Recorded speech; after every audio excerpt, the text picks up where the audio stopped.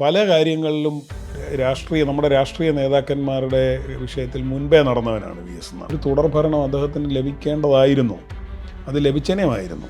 അതും നഷ്ടപ്പെട്ടതിനെക്കുറിച്ച് ഞാൻ ഇനിയും പറയേണ്ട കാര്യമില്ല. ചരിത്രത്തിൽ നിന്നും വി എസിനെ തമസ്കരിക്കുന്ന രീതിയിൽ അതവിടെ അവതരിപ്പിച്ചു എന്നുള്ളതിലുള്ള അദ്ദേഹത്തിൻ്റെ ഒരു രോഷമാണ് അന്ന് എന്നോട് കൂടുതൽ പറഞ്ഞത്. ടി പി ചന്ദ്രശേഖരൻ്റെ മരണത്തിൻ്റെ ഘട്ടത്തിൽ പാർട്ടി നടപടിയെടുത്തേക്കും എന്നുള്ള ഒരു തോന്നൽ അദ്ദേഹത്തിനുണ്ടായിരുന്നു.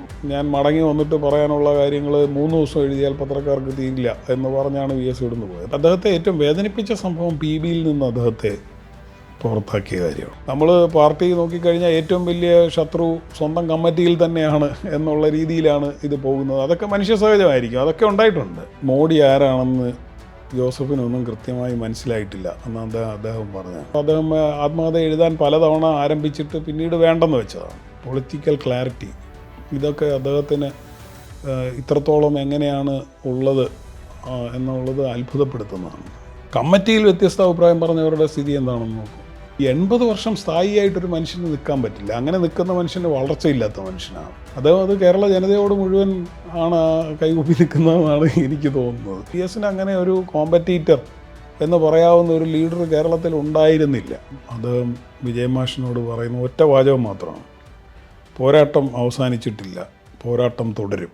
ഒരു ഇടതുപക്ഷ രാഷ്ട്രീയം, CPM-നോടുള്ള ഒരു ആഭിമുഖ്യം, ഇതൊക്കെ മനസ്സിൽ സൂക്ഷിക്കുകയും ടെക്നോ പാർക്കിലൊക്കെ ജോലിയുമായി ബന്ധപ്പെട്ട് തിരുവനന്തപുരത്ത് വരികയും ചെയ്ത ഒരു ഘട്ടം. വി എസിനോട് വെട്ടിനിരത്തൽ സമരം മുതൽ ഉള്ള വലിയൊരു വി എസിലുള്ളൊരു പ്രതീക്ഷ എനിക്കുമുണ്ട്. ആ സമയത്ത് പാർട്ടിയിലുള്ള നമ്മൾ കാണുന്ന ദൂരെ നിന്ന് നമ്മളില്ല എന്ന് പറയുകയും എന്നാൽ അടുത്ത് വന്നപ്പോൾ ചിലതുണ്ട്, പ്രശ്നങ്ങളുണ്ട് എന്ന് കരുതുകയും ചെയ്ത വിഷയങ്ങളെക്കുറിച്ച് ഞങ്ങൾ ഏതാണ്ട് സമപ്രായക്കാരെന്ന് പറയുന്ന ഇന്ന് വളരെ സമുന്നത സ്ഥാനങ്ങൾ അലങ്കരിക്കുന്ന നമ്മുടെ സുഹൃത്തുക്കളുമായിട്ട് പങ്കുവെക്കുമ്പോൾ അവർ ഉൾപ്പെടെ എന്നോട് ആവശ്യപ്പെട്ട ഒരു കാര്യമാണ്, വിഷയങ്ങളെ ഇങ്ങനെ ഓപ്പണായിട്ട് സമീപിക്കണമെങ്കിൽ അതിന് പാർട്ടിയിൽ അതിന് കഴിയുന്ന നേതാവ് വി എസ് ആണ്. അപ്പോൾ വി എസുമായിട്ട് ബന്ധപ്പെടുകയും സംസാരിക്കുകയും ചെയ്യണം എന്ന് പറയും. അപ്പോൾ ആ സമയത്ത് ടി ശശിധരൻ, ശ്രീരാമകൃഷ്ണൻ, രാജീവ്, MP രാജേഷ്, അങ്ങനെ ഇപ്പോഴത്തെ നമ്മുടെ ഏതാണ്ടൊരു സമപ്രായക്കാരായിട്ടുള്ള ഒരുപാട് പേരുമായിട്ടുള്ള സൗഹൃദവുമുണ്ട്. അപ്പോൾ അവരിൽ ചിലരാണ് കൂടുതൽ നമ്മളെ പ്രേരിപ്പിക്കുന്നത്. അതുകൂടാതെ ടെക്നോ പാർക്കിൽ എൻ്റെ കൂടെ ഒരു ദിനേശ് എന്നൊരു സുഹൃത്തുണ്ടായിരുന്നു. അദ്ദേഹം വളരെ സജീവമായി പാർട്ടിയിൽ ഉണ്ടായിരുന്ന ആളാണ്. ദിനേശുണ്ട്, ദേശാഭിമാനിയിലുണ്ടായിരുന്ന ജെയിനുണ്ട്. അങ്ങനെ ഞങ്ങൾ വൈകുന്നേരങ്ങളിൽ ഒരു വീട്ടിൽ ഒന്നിച്ച് കൂടുകയും സമയം സ്പെൻഡ് ചെയ്യുകയും ചെയ്യുന്ന, ഇതുപോലെ രാഷ്ട്രീയ ചർച്ചകൾ നടത്തുകയും ഒക്കെ ചെയ്യുന്ന ഒരു സമയമായിരുന്നു. അങ്ങനെയാണ് വി എസിനോട് ചില കാര്യങ്ങൾ സംസാരിക്കാനായിട്ട് നമ്മൾ പോവുകയും സംസാരിക്കുകയും ചെയ്യുന്നത്. അപ്പോഴും നമ്മൾ നമ്മുടെ ചില അഭിപ്രായങ്ങൾ വി എസിനോട് പറഞ്ഞ് പോരുക എന്നുള്ളതായിരുന്നു ഉണ്ടായിരുന്ന ഒരു കാര്യം. അതിലൊരു ആദ്യകാല അനുഭവം, ഇപ്പോൾ സ്വതന്ത്ര സോഫ്റ്റ്വെയറിനെ കുറിച്ച് സംസാരിക്കാനായിട്ട് നമ്മൾ പോകുന്നു. അപ്പോൾ പാർട്ടിയിലുള്ള പല നേതാക്കന്മാരോട് നമ്മൾ സംസാരിക്കുന്നുണ്ട് അതിനു മുമ്പ്. പക്ഷേ ഇപ്പോൾ നമ്മൾ പറയുന്നത് പോലെ തന്നെ വികസനം എന്ന് പറയുന്നത് മറ്റൊന്നാണ്. നമ്മൾ തിയറി പറയാൻ കൊള്ളാം, പക്ഷേ ലോകത്ത് വികസനം നടക്കണമെങ്കിൽ പ്രൊപ്രൈറ്ററി ആയിട്ട് മാത്രമേ നടക്കത്തുള്ളൂ എന്നൊക്കെയുള്ള ഒരു രീതിയിൽ ചില ലേണിംഗ് നമ്മുടെ പല ഉയർന്ന രാഷ്ട്രീയ നേതാക്കന്മാർക്കും ഉണ്ടായിരുന്നു. അപ്പോൾ അതിൽ നമുക്കൊരു വലിയ നിരാശയും ഫ്രസ്ട്രേഷനും ഒക്കെ ഉണ്ടായിരുന്നു. പക്ഷേ അതേ സമയത്ത് ഇത് വളരെ വികസനോന്മുഖമാണെന്നും ഇതൊരു ബദലാണെന്നും ഉള്ളൊരു പൂർണ്ണ ധാരണ നമുക്കുണ്ടായിരുന്നു. ഇത് പ്രൊപ്രൈറ്ററി എന്നുള്ളത് ഒരു സാങ്കേതികവിദ്യയുടെ വികാസത്തിന് അത്യന്താപേക്ഷിതമായിട്ടുള്ളൊരു കാര്യമല്ല എന്ന് വളരെ ബോധ്യമുണ്ട്. പക്ഷേ ഇത് സംസാരിക്കാൻ ചെല്ലുമ്പോൾ കേരളത്തിൽ പ്രത്യേകിച്ചും കേന്ദ്രത്തിൽ സഖാവ് യെച്ചൂരിയും സഖാവ് കാരാട്ടും അതിനോട് വളരെ പോസിറ്റീവായിട്ടാണ് പ്രതികരിച്ചത്. അവർക്കത് നമ്മൾ കൂടുതൽ സമയമെടുക്കേണ്ടി തന്നെ വന്നില്ല എന്ന് പറയാം. അതേസമയം കേരളത്തിൽ അതിനോട് അനുകൂലമായി പ്രതികരിച്ച ഏക നേതാവ് സഖാവ് VS ആയിരുന്നു. അപ്പോൾ ആദ്യം അദ്ദേഹത്തോട് സംസാരിക്കുമ്പം നമ്മൾ അദ്ദേഹം ഒരു യാത്രയ്ക്ക് പോകാൻ നിൽക്കുന്ന സമയത്താണ് നമ്മൾ വളരെ കുറച്ച് സമയം എന്നുള്ള രീതിയിലാണ് പ്രതികരിക്കുന്നത്. പക്ഷേ അതിനേക്കാളിലൊക്കെ പറഞ്ഞ സമയത്തേക്കാളിലൊക്കെ കൂടുതൽ എടുത്ത് നമ്മൾ അപ്പോൾ വളരെ വേഗത്തിൽ പറയാനുള്ള കാര്യങ്ങൾ പറയുകയാണ്. അപ്പോൾ ITH സ്കൂളൊക്കെ മൈക്രോസോഫ്റ്റിന് ഏതാണ്ട് കൊടുത്ത് കമ്പ്യൂട്ടർ സമയം മൈക്രോസോഫ്റ്റ് എന്നുള്ള രീതിയിൽ പാഠപുസ്തകം തയ്യാറാക്കുന്ന UDF ഭരണകാലത്ത് ശ്രീ നാലടത്ത് സൂപ്പി വിദ്യാഭ്യാസ മന്ത്രിയൊക്കെ ആയിരിക്കുന്ന ഒരു ഘട്ടത്തിലെ ഒരു കാര്യവും കൂടിയാണ് ഈ പറയുന്നത്. അപ്പോൾ അങ്ങനെ പറയുമ്പോൾ ഇതൊരു 3/4 മണിക്കൂറോളം ഞങ്ങൾ സംസാരിച്ച് കഴിഞ്ഞപ്പോൾ എൻ്റെ ധാരണ ഇദ്ദേഹത്തിന് കാര്യങ്ങളൊന്നും മനസ്സിലായിട്ടില്ല എന്നാണ്. അപ്പം ഞാൻ അദ്ദേഹത്തോട് സഖാവ് ഇതൊന്നും കൂടി പറയണോ എന്ന് ചോദിക്കുകയാണ്. ഞങ്ങൾ 2-3 പേരുണ്ട്. അപ്പോൾ VS പറഞ്ഞു ഞാൻ അങ്ങോട്ട് പറയാം, അത് തിരുത്തിയാൽ മതി. അപ്പോൾ അദ്ദേഹം മൈക്രോസോഫ്റ്റ് എന്നാണെന്ന് പറയുന്നത്. പക്ഷേ നമ്മൾ പറഞ്ഞ എല്ലാ കാര്യങ്ങളും അതിൻ്റെ നമ്മൾ പറയാതിരുന്നതോ മനസ്സിലാക്കാതിരുന്നതോ ആയ രാഷ്ട്രീയം ഉൾപ്പെടെ അദ്ദേഹം തിരിച്ച് നമ്മളോട് ഇങ്ങോട്ട് പറയുകയാണ്. യാത്ര വൈകിപ്പിച്ച് അവിടെ ഇരുന്ന് ഈ കാര്യങ്ങളെല്ലാം കേട്ട് ഈ വിഷയത്തിൽ ഈ ITH സ്കൂളിൻ്റെ പഠന പ്രക്രിയ ഇങ്ങനെ കൊണ്ടുപോകാൻ കഴിയില്ല എന്നുള്ള കാര്യം അദ്ദേഹം മന്ത്രിയോട് പറയുന്നു, KSTAയോട് പറയുന്നു. അതിൽ പിന്നീടുണ്ടായ വളരെ ശക്തമായ ഇടപെടലുകളൊക്കെ ഉണ്ട്.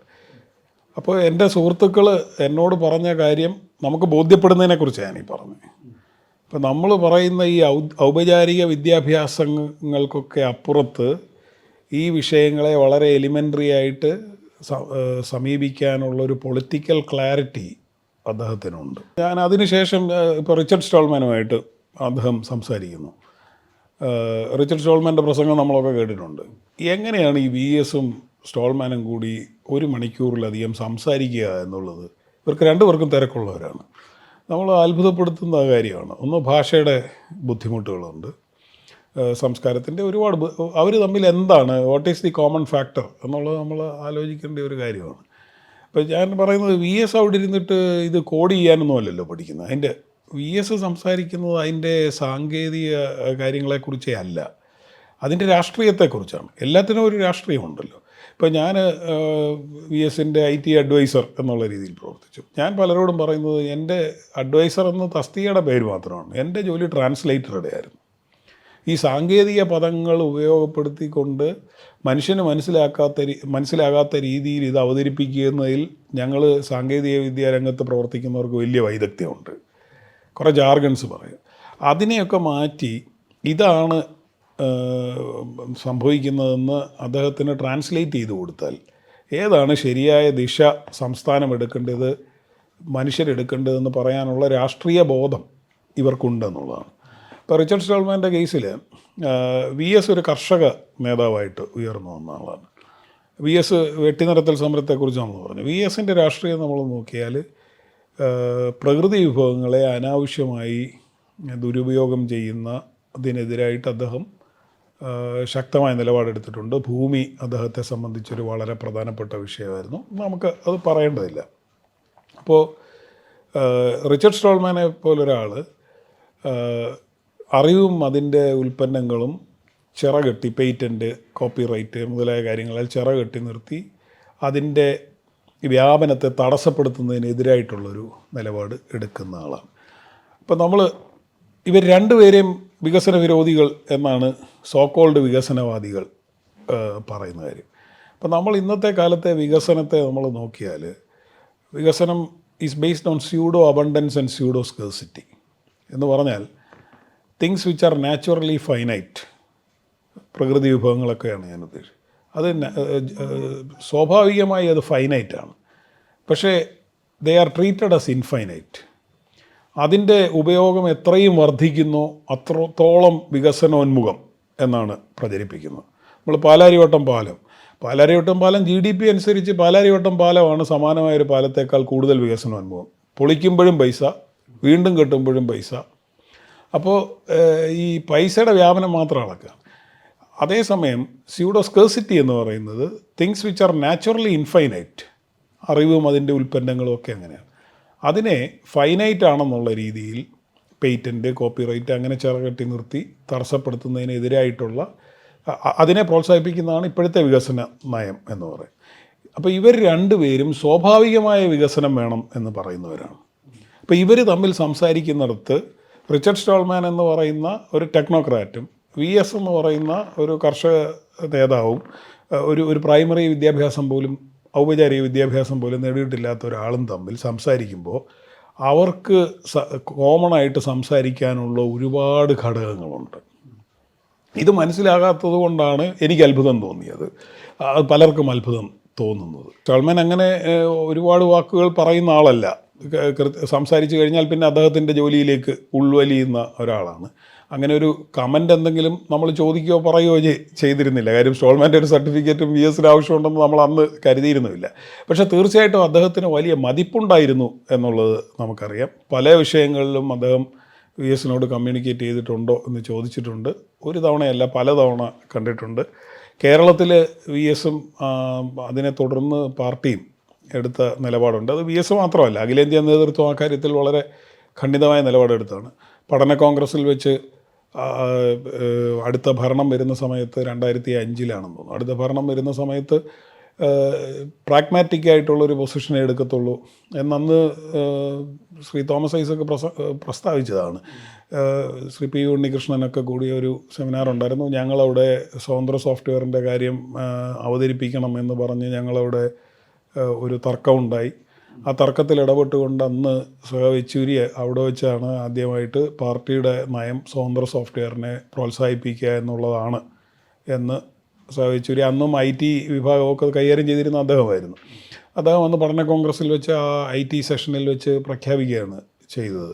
അപ്പോൾ അത് അദ്ദേഹം തന്നെ പുതിയ കാലഘട്ടത്തിൽ വിഷയങ്ങളെ പഠിച്ച് അവതരിപ്പിക്കേണ്ടതുണ്ട് എന്ന് അദ്ദേഹം തന്നെ തീരുമാനിക്കുകയും അതിൻ്റെ അടിസ്ഥാനത്തിൽ അദ്ദേഹം കുറേ ആൾക്കാരെ ഹാൻഡ് പിക്ക് ചെയ്യുകയാണ് ചെയ്തതെന്നാണ് പിന്നീട് ഞാൻ മനസ്സിലാക്കുന്നത്. ഇതൊന്നും നമ്മളോട് അദ്ദേഹം പറഞ്ഞതല്ല.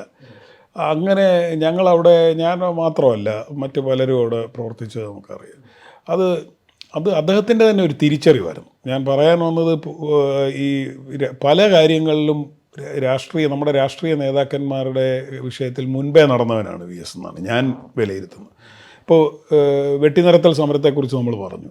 ഏതാണ്ട് അതേ കാര്യം പിന്നീട് ഹരിത MLA-മാരെന്ന് പറയുന്നവർ പിന്നീട് പതിറ്റാണ്ടുകൾക്ക് ശേഷം പറയുകയാണ്.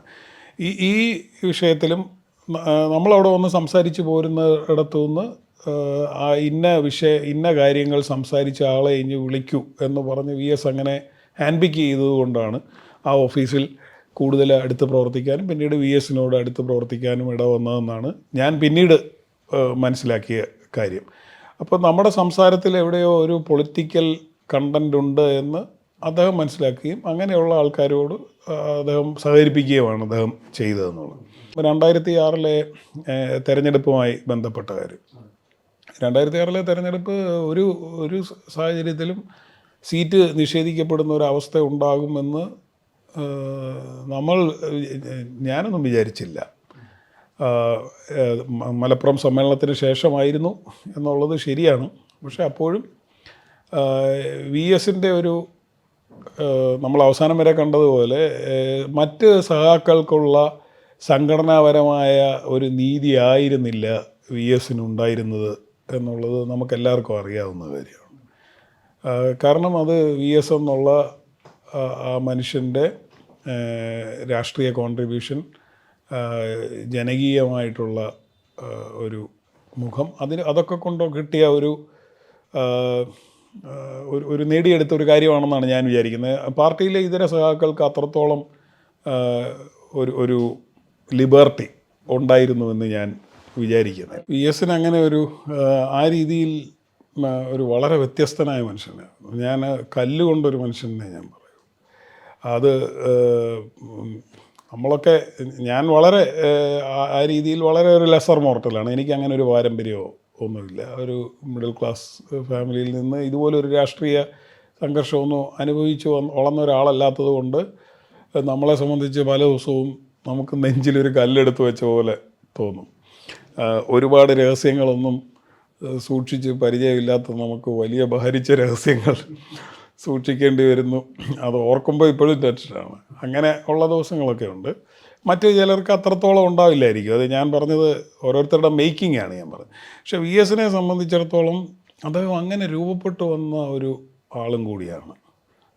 അദ്ദേഹം രാഷ്ട്രീയ പ്രവർത്തനം ആരംഭിച്ച കാലം നമ്മളിപ്പോൾ പോരാട്ടം എന്നൊക്കെ പറയുന്നത് വെറുതെ ബസ്സിന് കല്ലെറിയുന്നതാണ്. അദ്ദേഹം പറഞ്ഞിട്ടുള്ളത് രാവിലെ വീട്ടിൽ നിന്നിറങ്ങുമ്പോൾ കൊല്ലപ്പെടുമോ അതോ ആരെങ്കിലും കൊല്ലേണ്ടി വരുമോ എന്നറിയാതെ രാഷ്ട്രീയ പ്രവർത്തനത്തിനിറങ്ങിയ കാലത്തെക്കുറിച്ചാണ്. അപ്പോൾ അങ്ങനെ രൂപപ്പെട്ടു വന്ന ആൾക്കാരാണ്.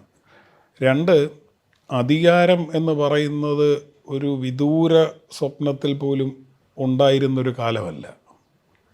അപ്പോൾ ഈ മറ്റ് പാർലമെൻ്ററി വ്യാമോഹം അതൊക്കെ ഇപ്പോൾ പറയാമെന്നല്ലാതെ ഇന്ന് നമ്മൾ കാണുന്ന പല രാഷ്ട്രീയ പ്രവർത്തകർ നമ്മുടെ ഒരു മുൻവിധിയാണ് എന്ന് കരുതിയാൽ പോലും ഇതിലൊരു 80% ആൾക്കാരും അന്നത്തെ സാഹചര്യത്തിൽ രാഷ്ട്രീയ പ്രവർത്തനത്തിനേ ഇറങ്ങില്ല എന്നാണ് എനിക്ക് തോന്നിയിട്ടുള്ളത്. അത് ഞാൻ ഒരാളെക്കുറിച്ച് മാത്രം പറയുകയല്ല. അപ്പോൾ അവരുടെ ഒരു ട്രൈബ് എന്ന് പറയുന്നത് വ്യത്യസ്തമാണ്. അപ്പോൾ ഞാനതിൽ വളരെ അടുത്തറിഞ്ഞ ആളെന്നുള്ള രീതിയിൽ വി എസിനെ കുറിച്ച് അദ്ദേഹത്തിന് ചുറ്റും നിന്ന് എല്ലാവർക്കും ഡയബറ്റിക്കും പ്രഷറും ഒക്കെ ഉണ്ട് അദ്ദേഹത്തിന് ഒഴിച്ച് എന്നാണ് ഞാൻ വിചാരിക്കുന്നത്.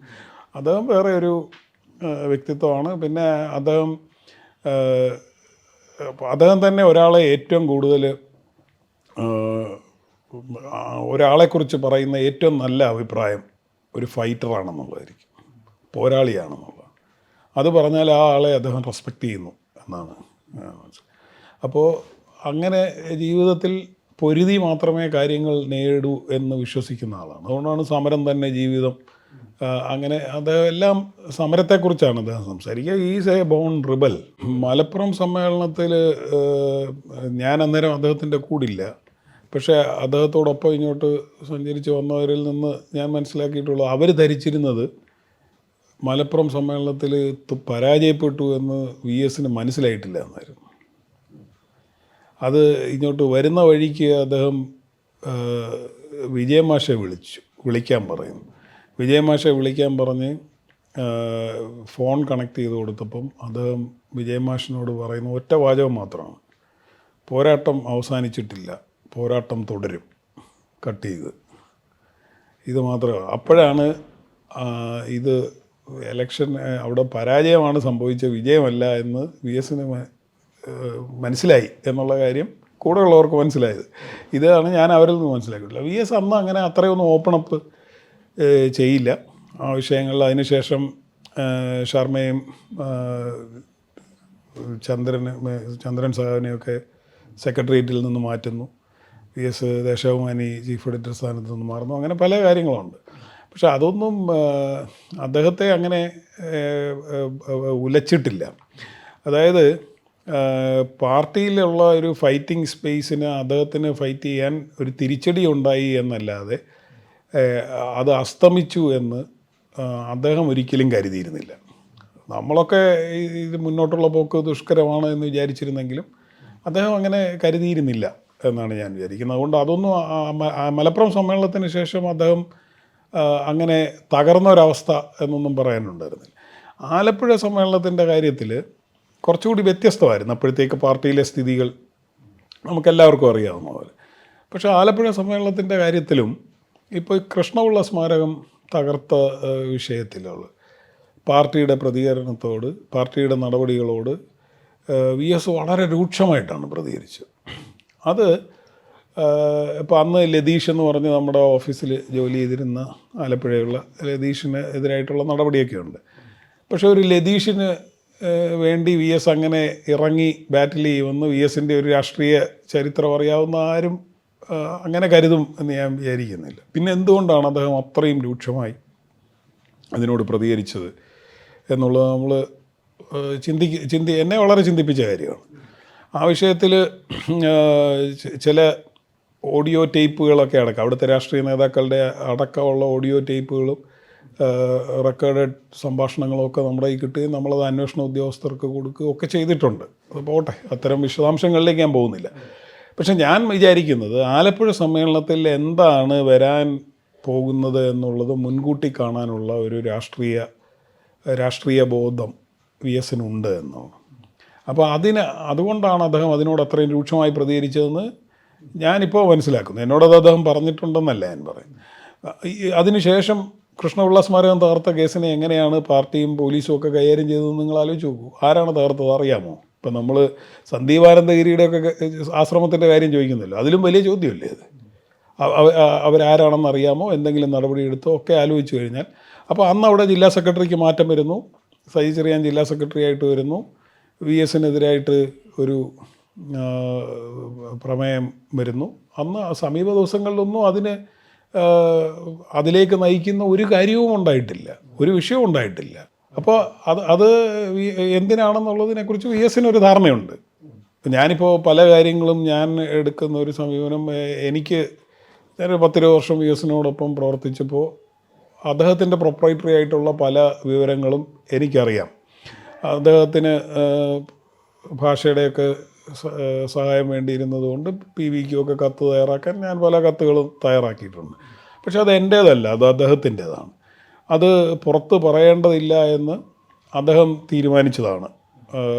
ആത്മകഥ വേണ്ട എന്നൊക്കെ അദ്ദേഹം തീരുമാനിച്ചതാണ്. ആ തീരുമാനത്തോടുള്ള നമ്മുടെ അഭിപ്രായം എന്തു തന്നെയായാലും അദ്ദേഹത്തിൻ്റെ പ്രൊപ്രൈറ്ററി ആയിട്ടുള്ള ഇൻഫർമേഷൻ ഞാൻ എടുത്ത് അങ്ങനെ ഉപയോഗിക്കുന്നത് ശരിയല്ല എന്നൊരു തോന്നലുള്ളത് കൊണ്ട് ഞാൻ പല കാര്യങ്ങളും അതെൻ്റെ കയ്യിലിരിക്കുക എന്നാണ് ശരി എന്നാണ് ഞാൻ വിചാരിക്കുന്നത്. ആലപ്പുഴ VS എന്നെ വിളിച്ച് വരുത്തുകയാണ് ചെയ്തത്. ഞാൻ എറണാകുളത്തായിരുന്നു അന്നുണ്ടായിരുന്നു. അപ്പോൾ VS ഇങ്ങനെ സമ്മേളനത്തിൽ നിന്ന് ഇറങ്ങിയിട്ട് അദ്ദേഹം ഫോണിൽ ഞാൻ ഇറങ്ങിപ്പോരുന്നു എന്ന് പറയുകയാണ് ചെയ്തത്. അപ്പോൾ ഞാൻ പെട്ടെന്ന് ചോദിച്ചു, പ്രകാശിനോട് സംസാരിച്ചില്ലേ എന്ന് ചോദിച്ചു. അപ്പോൾ VS അത് സംസാരിച്ചു. അപ്പോൾ അദ്ദേഹം പറഞ്ഞ കാര്യത്തോടുള്ള VS-ൻ്റെ അന്നേരത്തെ ദേഷ്യത്തിലുള്ള പ്രതികരണം അദ്ദേഹം നടത്തി. എന്നിട്ട് പുന്നപ്രയിലുള്ള അദ്ദേഹത്തിൻ്റെ വീട്ടിലേക്ക് വരാൻ പറഞ്ഞു. അങ്ങനെയാണ് ഞാൻ അവിടെ ചെല്ലുന്നത്. അപ്പോൾ ഈ മാധ്യമങ്ങളെല്ലാം മുൻവശത്തുണ്ടായിരുന്നുകൊണ്ട് ഞാൻ പുറകിലത്തെ വീടിൻ്റെ അതുവഴിയാണ് കയറി വന്നത്. പക്ഷേ VS ഞാൻ കണ്ടത്, ഞാൻ വരുമ്പോൾ അദ്ദേഹം ആഹാരം കഴിച്ചുകൊണ്ടിരിക്കുകയാണ്. ഞാൻ എത്തിയപ്പോഴത്തേക്ക് അതുകൊണ്ട് 11:30 അദ്ദേഹം ആഹാരം കഴിച്ചുകൊണ്ടിരിക്കുകയാണ്. ജോസഫിനും ആഹാരം കൊടുക്കാൻ പറഞ്ഞു. അപ്പോൾ അവിടെ നമ്മുടെ പ്രസ് സെക്രട്ടറി ആയിരുന്ന സുധാകരൻ മാത്രമാണ് അങ്ങനെ ആ രീതിയിലുള്ളത്. വീട്ടിലെ മറ്റേ സഹായികളൊക്കെ ഉണ്ട്. അപ്പോൾ അദ്ദേഹം വന്നിട്ട് ഞാനൊന്ന് കിടക്കട്ടെ വരാമെന്ന് പറഞ്ഞു. ഞാൻ ആഹാരം കഴിച്ചു കഴിഞ്ഞപ്പോൾ എനിക്കൊരു കൗതുകം, ഇന്നത്തെ ദിവസം VS-ന് അങ്ങനെ ഉറങ്ങാൻ കഴിയുമോ എന്നുള്ളത്. അപ്പോൾ ഞാൻ ചെന്ന് നോക്കുമ്പോൾ അദ്ദേഹം ഈ തടിക്കട്ടിൽ ഷീറ്റ് മാത്രം വിരിച്ചാണല്ലോ കിടക്കുന്നത്. അദ്ദേഹം വളരെ ഗാഢമായിട്ടുള്ള ഉറക്കത്തിലാണ്. അത് കഴിഞ്ഞ് അദ്ദേഹം 3 മണിക്ക് ഒക്കെ ആയപ്പോഴാണ് ഇറങ്ങി വരുന്നത്. അത് കഴിഞ്ഞാണ് എന്നോട് സംസാരിക്കുന്നത്. അപ്പോൾ അദ്ദേഹം പല കാര്യങ്ങൾ അവിടെ നടന്നതിനെക്കുറിച്ച് പറഞ്ഞു. അവിടുത്തെ റിപ്പോർട്ടിങ് തൊട്ട്, അതായത് G. സുധാകരനാണെന്ന് അവിടെ ഇത് അവതരിപ്പിച്ചത്. അദ്ദേഹം ഈ പുന്നപ്ര വയലാർ ചരിത്രത്തിൽ ഈ വയലാർ സ്റ്റാലിൻ, അത് നമ്മുടെ ചന്ദ്രപ്പൻ്റെയൊക്കെ അദ്ദേഹത്തിൻ്റെ റോൾ ഉൾപ്പെടെ തമസ്കരിച്ചുകൊണ്ട് മറ്റേ പത്രോത്സവം നടത്തിയ ജാഥ കൃഷ്ണപിള്ള നടത്തി എന്നാണ് അവിടെ അവതരിപ്പിച്ചതെന്നാണ് VS പറഞ്ഞത്. അപ്പോൾ VS-ൻ്റെ തന്നെ ഭാഷയിൽ പറഞ്ഞാൽ കൃഷ്ണപിള്ള ഒരു മഹാനായതുകൊണ്ട് എന്തും അദ്ദേഹത്തിൽ ആരോപിക്കാം എന്നാണ് ഇവർ വിചാരിച്ചിരിക്കുന്നത്. അപ്പോൾ ചരിത്രത്തിൽ നിന്നും VS-നെ തമസ്കരിക്കുന്ന രീതിയിൽ അതവിടെ അവതരിപ്പിച്ചു എന്നുള്ളതിലുള്ള അദ്ദേഹത്തിൻ്റെ ഒരു രോഷമാണ് അന്ന് എന്നോട് കൂടുതൽ പറഞ്ഞത്. അപ്പോൾ അതിന് മുമ്പലത്തെ ദിവസം ഈ VS തന്നെ പരസ്യമായി പറഞ്ഞ പോലെ എനിക്കെതിരായിട്ട് എന്തോ ഒരു ഓല പുറപ്പെടുവിച്ചു എന്നാണ് VS പറഞ്ഞത്. അതിനെക്കുറിച്ച് അതിനോട് PV വേണ്ട രീതിയിൽ സമയത്ത് പ്രതികരിച്ചില്ല എന്നുള്ളതാണ് പ്രകാശ് കാരാട്ടിനോടുള്ള ദേഷ്യം. പക്ഷേ എന്നോട് അന്ന് സംസാരിച്ചത് മുഴുവൻ അവിടെ സമ്മേളനത്തിൽ അവതരിപ്പിച്ച, അപ്പോൾ ആ ഒരു പ്രമേയം മാത്രമല്ല, അവിടെ അവതരിപ്പിച്ച വിഷയങ്ങളിലും എല്ലാമുള്ള ഒരു അപ്രോച്ചിനോടുള്ള VS-ൻ്റെ ഒരു എതിരഭിപ്രായമാണ് പറഞ്ഞത്. പല കാര്യങ്ങൾ സംസാരിച്ചു. അത് കഴിഞ്ഞ് ഈ പുന്നപ്ര വയലാറിൻ്റെ ഒരു ചരിത്രം അദ്ദേഹം ഇങ്ങനെ 3 പേരെ അവിടെ കൊണ്ട് നിർത്തി, അങ്ങനെ അറേഞ്ച് ചെയ്ത് നിർത്തിയിരുന്നവരാണ് പോലീസ് ഉദ്യോഗസ്ഥനെ വെട്ടിയത്. അപ്പോൾ ഈ തൂക്കിക്കൊല്ലാൻ പിന്നീട് വിധിച്ച്, ഞാൻ കൃത്യമായി ഓർക്കുന്നില്ല, പൊറിഞ്ചു അങ്ങനെ 2-3 സഹാക്കളുണ്ട്, അവരുടെ പേരുകൾ ഇതിൽ അവിടെ അവതരിപ്പിച്ചതിൽ നിന്ന് വിട്ടുപോയി. അപ്പോൾ ഇദ്ദേഹം ഈ അന്നത്തെ ചരിത്രമെല്ലാം ഇങ്ങനെ നമ്മുടെ അടുത്ത് പറഞ്ഞു. സത്യത്തിൽ അത് റെക്കോർഡ് ചെയ്യേണ്ടതായിരുന്നു. അത് പറഞ്ഞു കഴിഞ്ഞിട്ട് ഞാൻ ചെന്ന് സുധാകരൻ സാറിനോട് പറഞ്ഞു, VS ഈ കഥയെല്ലാം പറഞ്ഞു, അത് നിങ്ങളും കൂടെ ഒന്നുകൂടെ കേൾക്കൂ എന്ന് പറഞ്ഞ് ഞാൻ സുധാകരൻ സാറിനെയും കൂടെ വിളിച്ചുകൊണ്ട് വന്ന് VSനെ കൊണ്ട് ഇത് വീണ്ടും ഒരാവർത്തി, അതായത് പുന്നപ്ര വയലാർ സമരത്തിൻ്റെ ചരിത്രം, അത് എങ്ങനെയാണ് സമരം നടത്തിയ ക്യാമ്പ് നടത്തിയ ഒരു വീട്ടിലാണ് നമ്മൾ വന്ന് ഇരിക്കുന്നത്, വേലിക്കകത്താണ് ഇരിക്കുന്നത്. വേറൊന്ന് കളർകോടെന്ന് പറയുന്നത് ഈ സമ്മേളനം നടന്ന സ്ഥലമാണ്, മറ്റൊരു പനയ്ക്കലോ അങ്ങനെ ഉണ്ടൊരു, ഈ 3 ക്യാമ്പിൻ്റെ ചാർജായിരുന്നു VSനുണ്ടായിരുന്നതെന്നും അപ്പോൾ ശ്രീ PK ചന്ദ്രാനന്ദൻ്റെ റോളിനെ കുറിച്ചുള്ള VSൻ്റെ അഭിപ്രായവും, പിന്നെ ഇവരെങ്ങനെയാണ് പരിശീലനം നടത്തിയത്, ഈ തോള് തറയിൽ ഉരച്ചുകൊണ്ട് വേണം മുന്നോട്ട് പോകാനാണ്, തല പൊക്കുകയോ ചെയ്യരുത് എന്നായിരുന്നു നിർദ്ദേശം എന്നാണ് പറയുന്നത്. അപ്പോൾ പഴയ മിലിറ്ററി ആൾക്കാരെ കൊണ്ട് ഇത് ചെയ്യിച്ചത്, അതൊക്കെ അപ്പോൾ VS ലൈവായിട്ട് അന്ന് ഇതിങ്ങനെയാണ് പറയുമ്പോൾ അങ്ങനെ നമ്മളോട് ലൈവായിട്ട് VS പറയുകയാണ് ചെയ്ത കഥ. അത് സുധാകരന് എൻ്റെ അടുത്ത് രണ്ടാമത് വീണ്ടും പറഞ്ഞു. സുധാകരൻ എന്ന് പറഞ്ഞാൽ പ്രസ് സെക്രട്ടറി സുധാകരനായിരുന്നു. അപ്പോൾ അതെല്ലാം കഴിഞ്ഞ് പിന്നീട് സംസാരിക്കുമ്പോൾ VS പിറ്റേ ദിവസം തിരിച്ച സമ്മേളനത്തിലേക്ക് ഒരു കാരണവശാലും ഇല്ല എന്ന് എൻ്റെ അടുത്ത് പറഞ്ഞു. അപ്പോൾ ഞാൻ ഇന്ന ആൾക്കാർ വന്ന് വിളിച്ചാലോ എന്ന് ചോദിച്ചു. ഇല്ല എന്ന് പറഞ്ഞു. അപ്പോൾ 4:30 പത്രക്കാരെ കാണാം എന്നാണ് പറഞ്ഞിരുന്നത്. പത്രക്കാരും അങ്ങനെയാണ് വെയിറ്റ് ചെയ്ത് നിർത്തിയിരുന്നത്.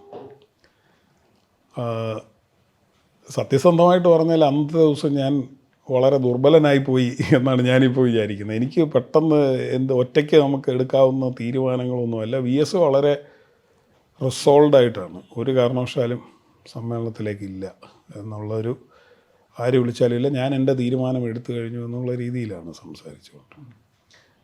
അപ്പോൾ പക്ഷേ പത്രക്കാരെ കാണാൻ 4:30 ഞങ്ങൾ ഗേറ്റ് തുറന്ന് കൊടുത്തില്ല എന്നുള്ളതാണ് ശരി. VS അങ്ങനെ ഇൻസിസ്റ്റ് ചെയ്തില്ല, പക്ഷേ VS അങ്ങനെ പറഞ്ഞിരുന്നു. പിന്നെ അപ്പോൾ നമ്മളെ സമ്മേളനത്തിലുള്ളവരും നമ്മുടെ പല സുഹൃത്തുക്കളായിട്ടുള്ള ആൾക്കാരും നമ്മളെ വിളിക്കുന്നുണ്ടായിരുന്നു. ഞാൻ പലരുടെയും ഫോണുകൾ എടുത്തില്ല, അന്ന് ഒരുപാട് വിളികൾ വന്നുകൊണ്ട്.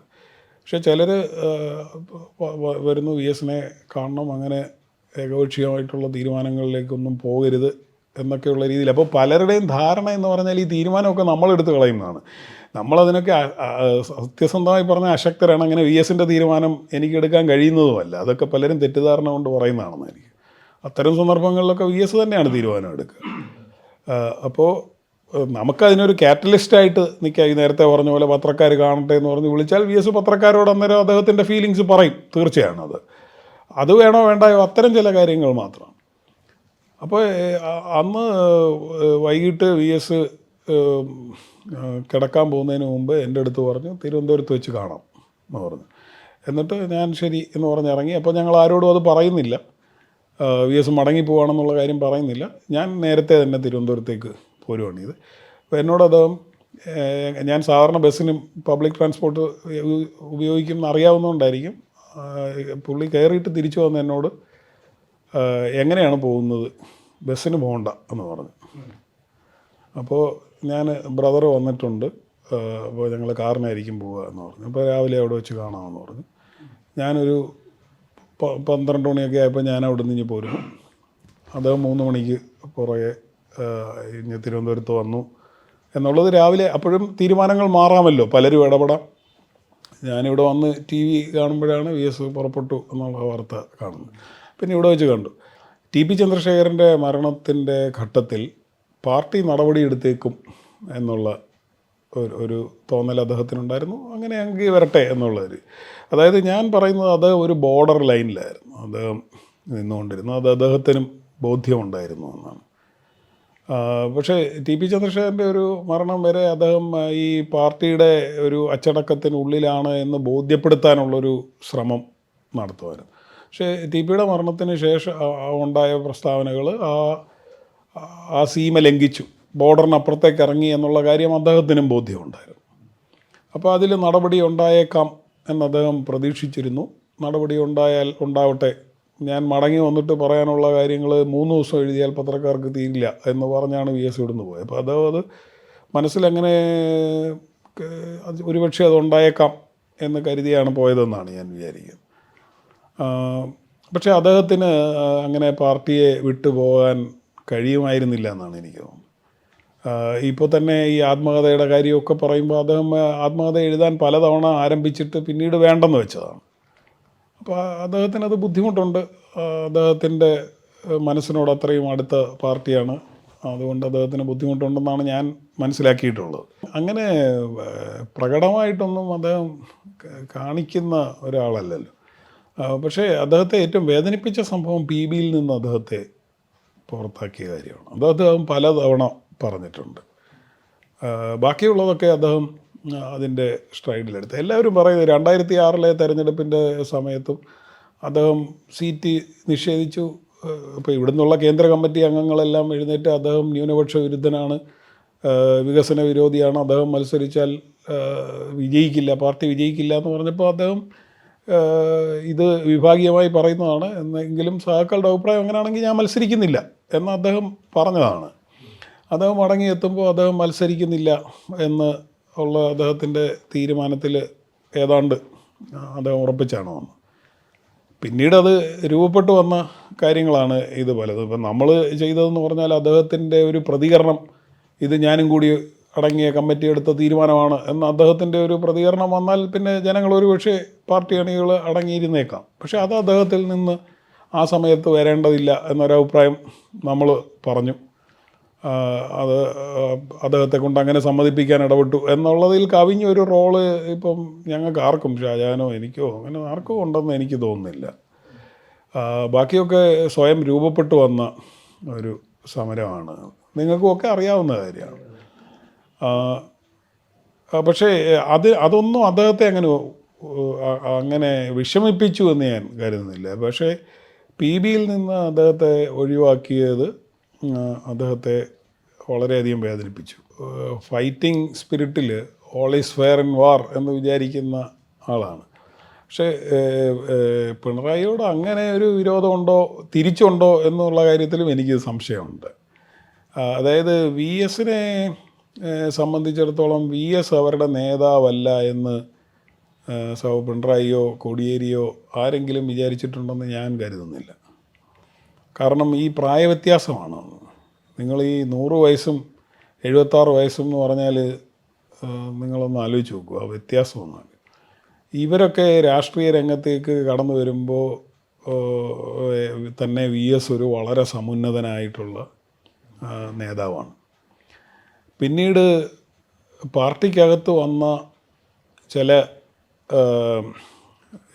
ചില ഇക്വേഷൻസിൻ്റെയൊക്കെ ഭാഗമായിട്ടാണ് ഇവരിൽ പലരും എമർജ് ചെയ്തത്. ഇപ്പോൾ ഞാൻ മനസ്സിലാക്കുന്നത്, ഞാൻ തുറന്നു എൻ്റെ റീഡിങ്ങാണ് ഞാൻ പറയുന്നത്, ഇതൊന്നും VS പറഞ്ഞ കാര്യങ്ങളല്ല. നിങ്ങൾ പാർട്ടിക്കകത്തുണ്ടായിരുന്ന ട്രേഡ് യൂണിയൻ ലീഡർഷിപ്പ് ഉണ്ടായിരുന്നു. VS ഒരു കർഷക നേതാവാണ്.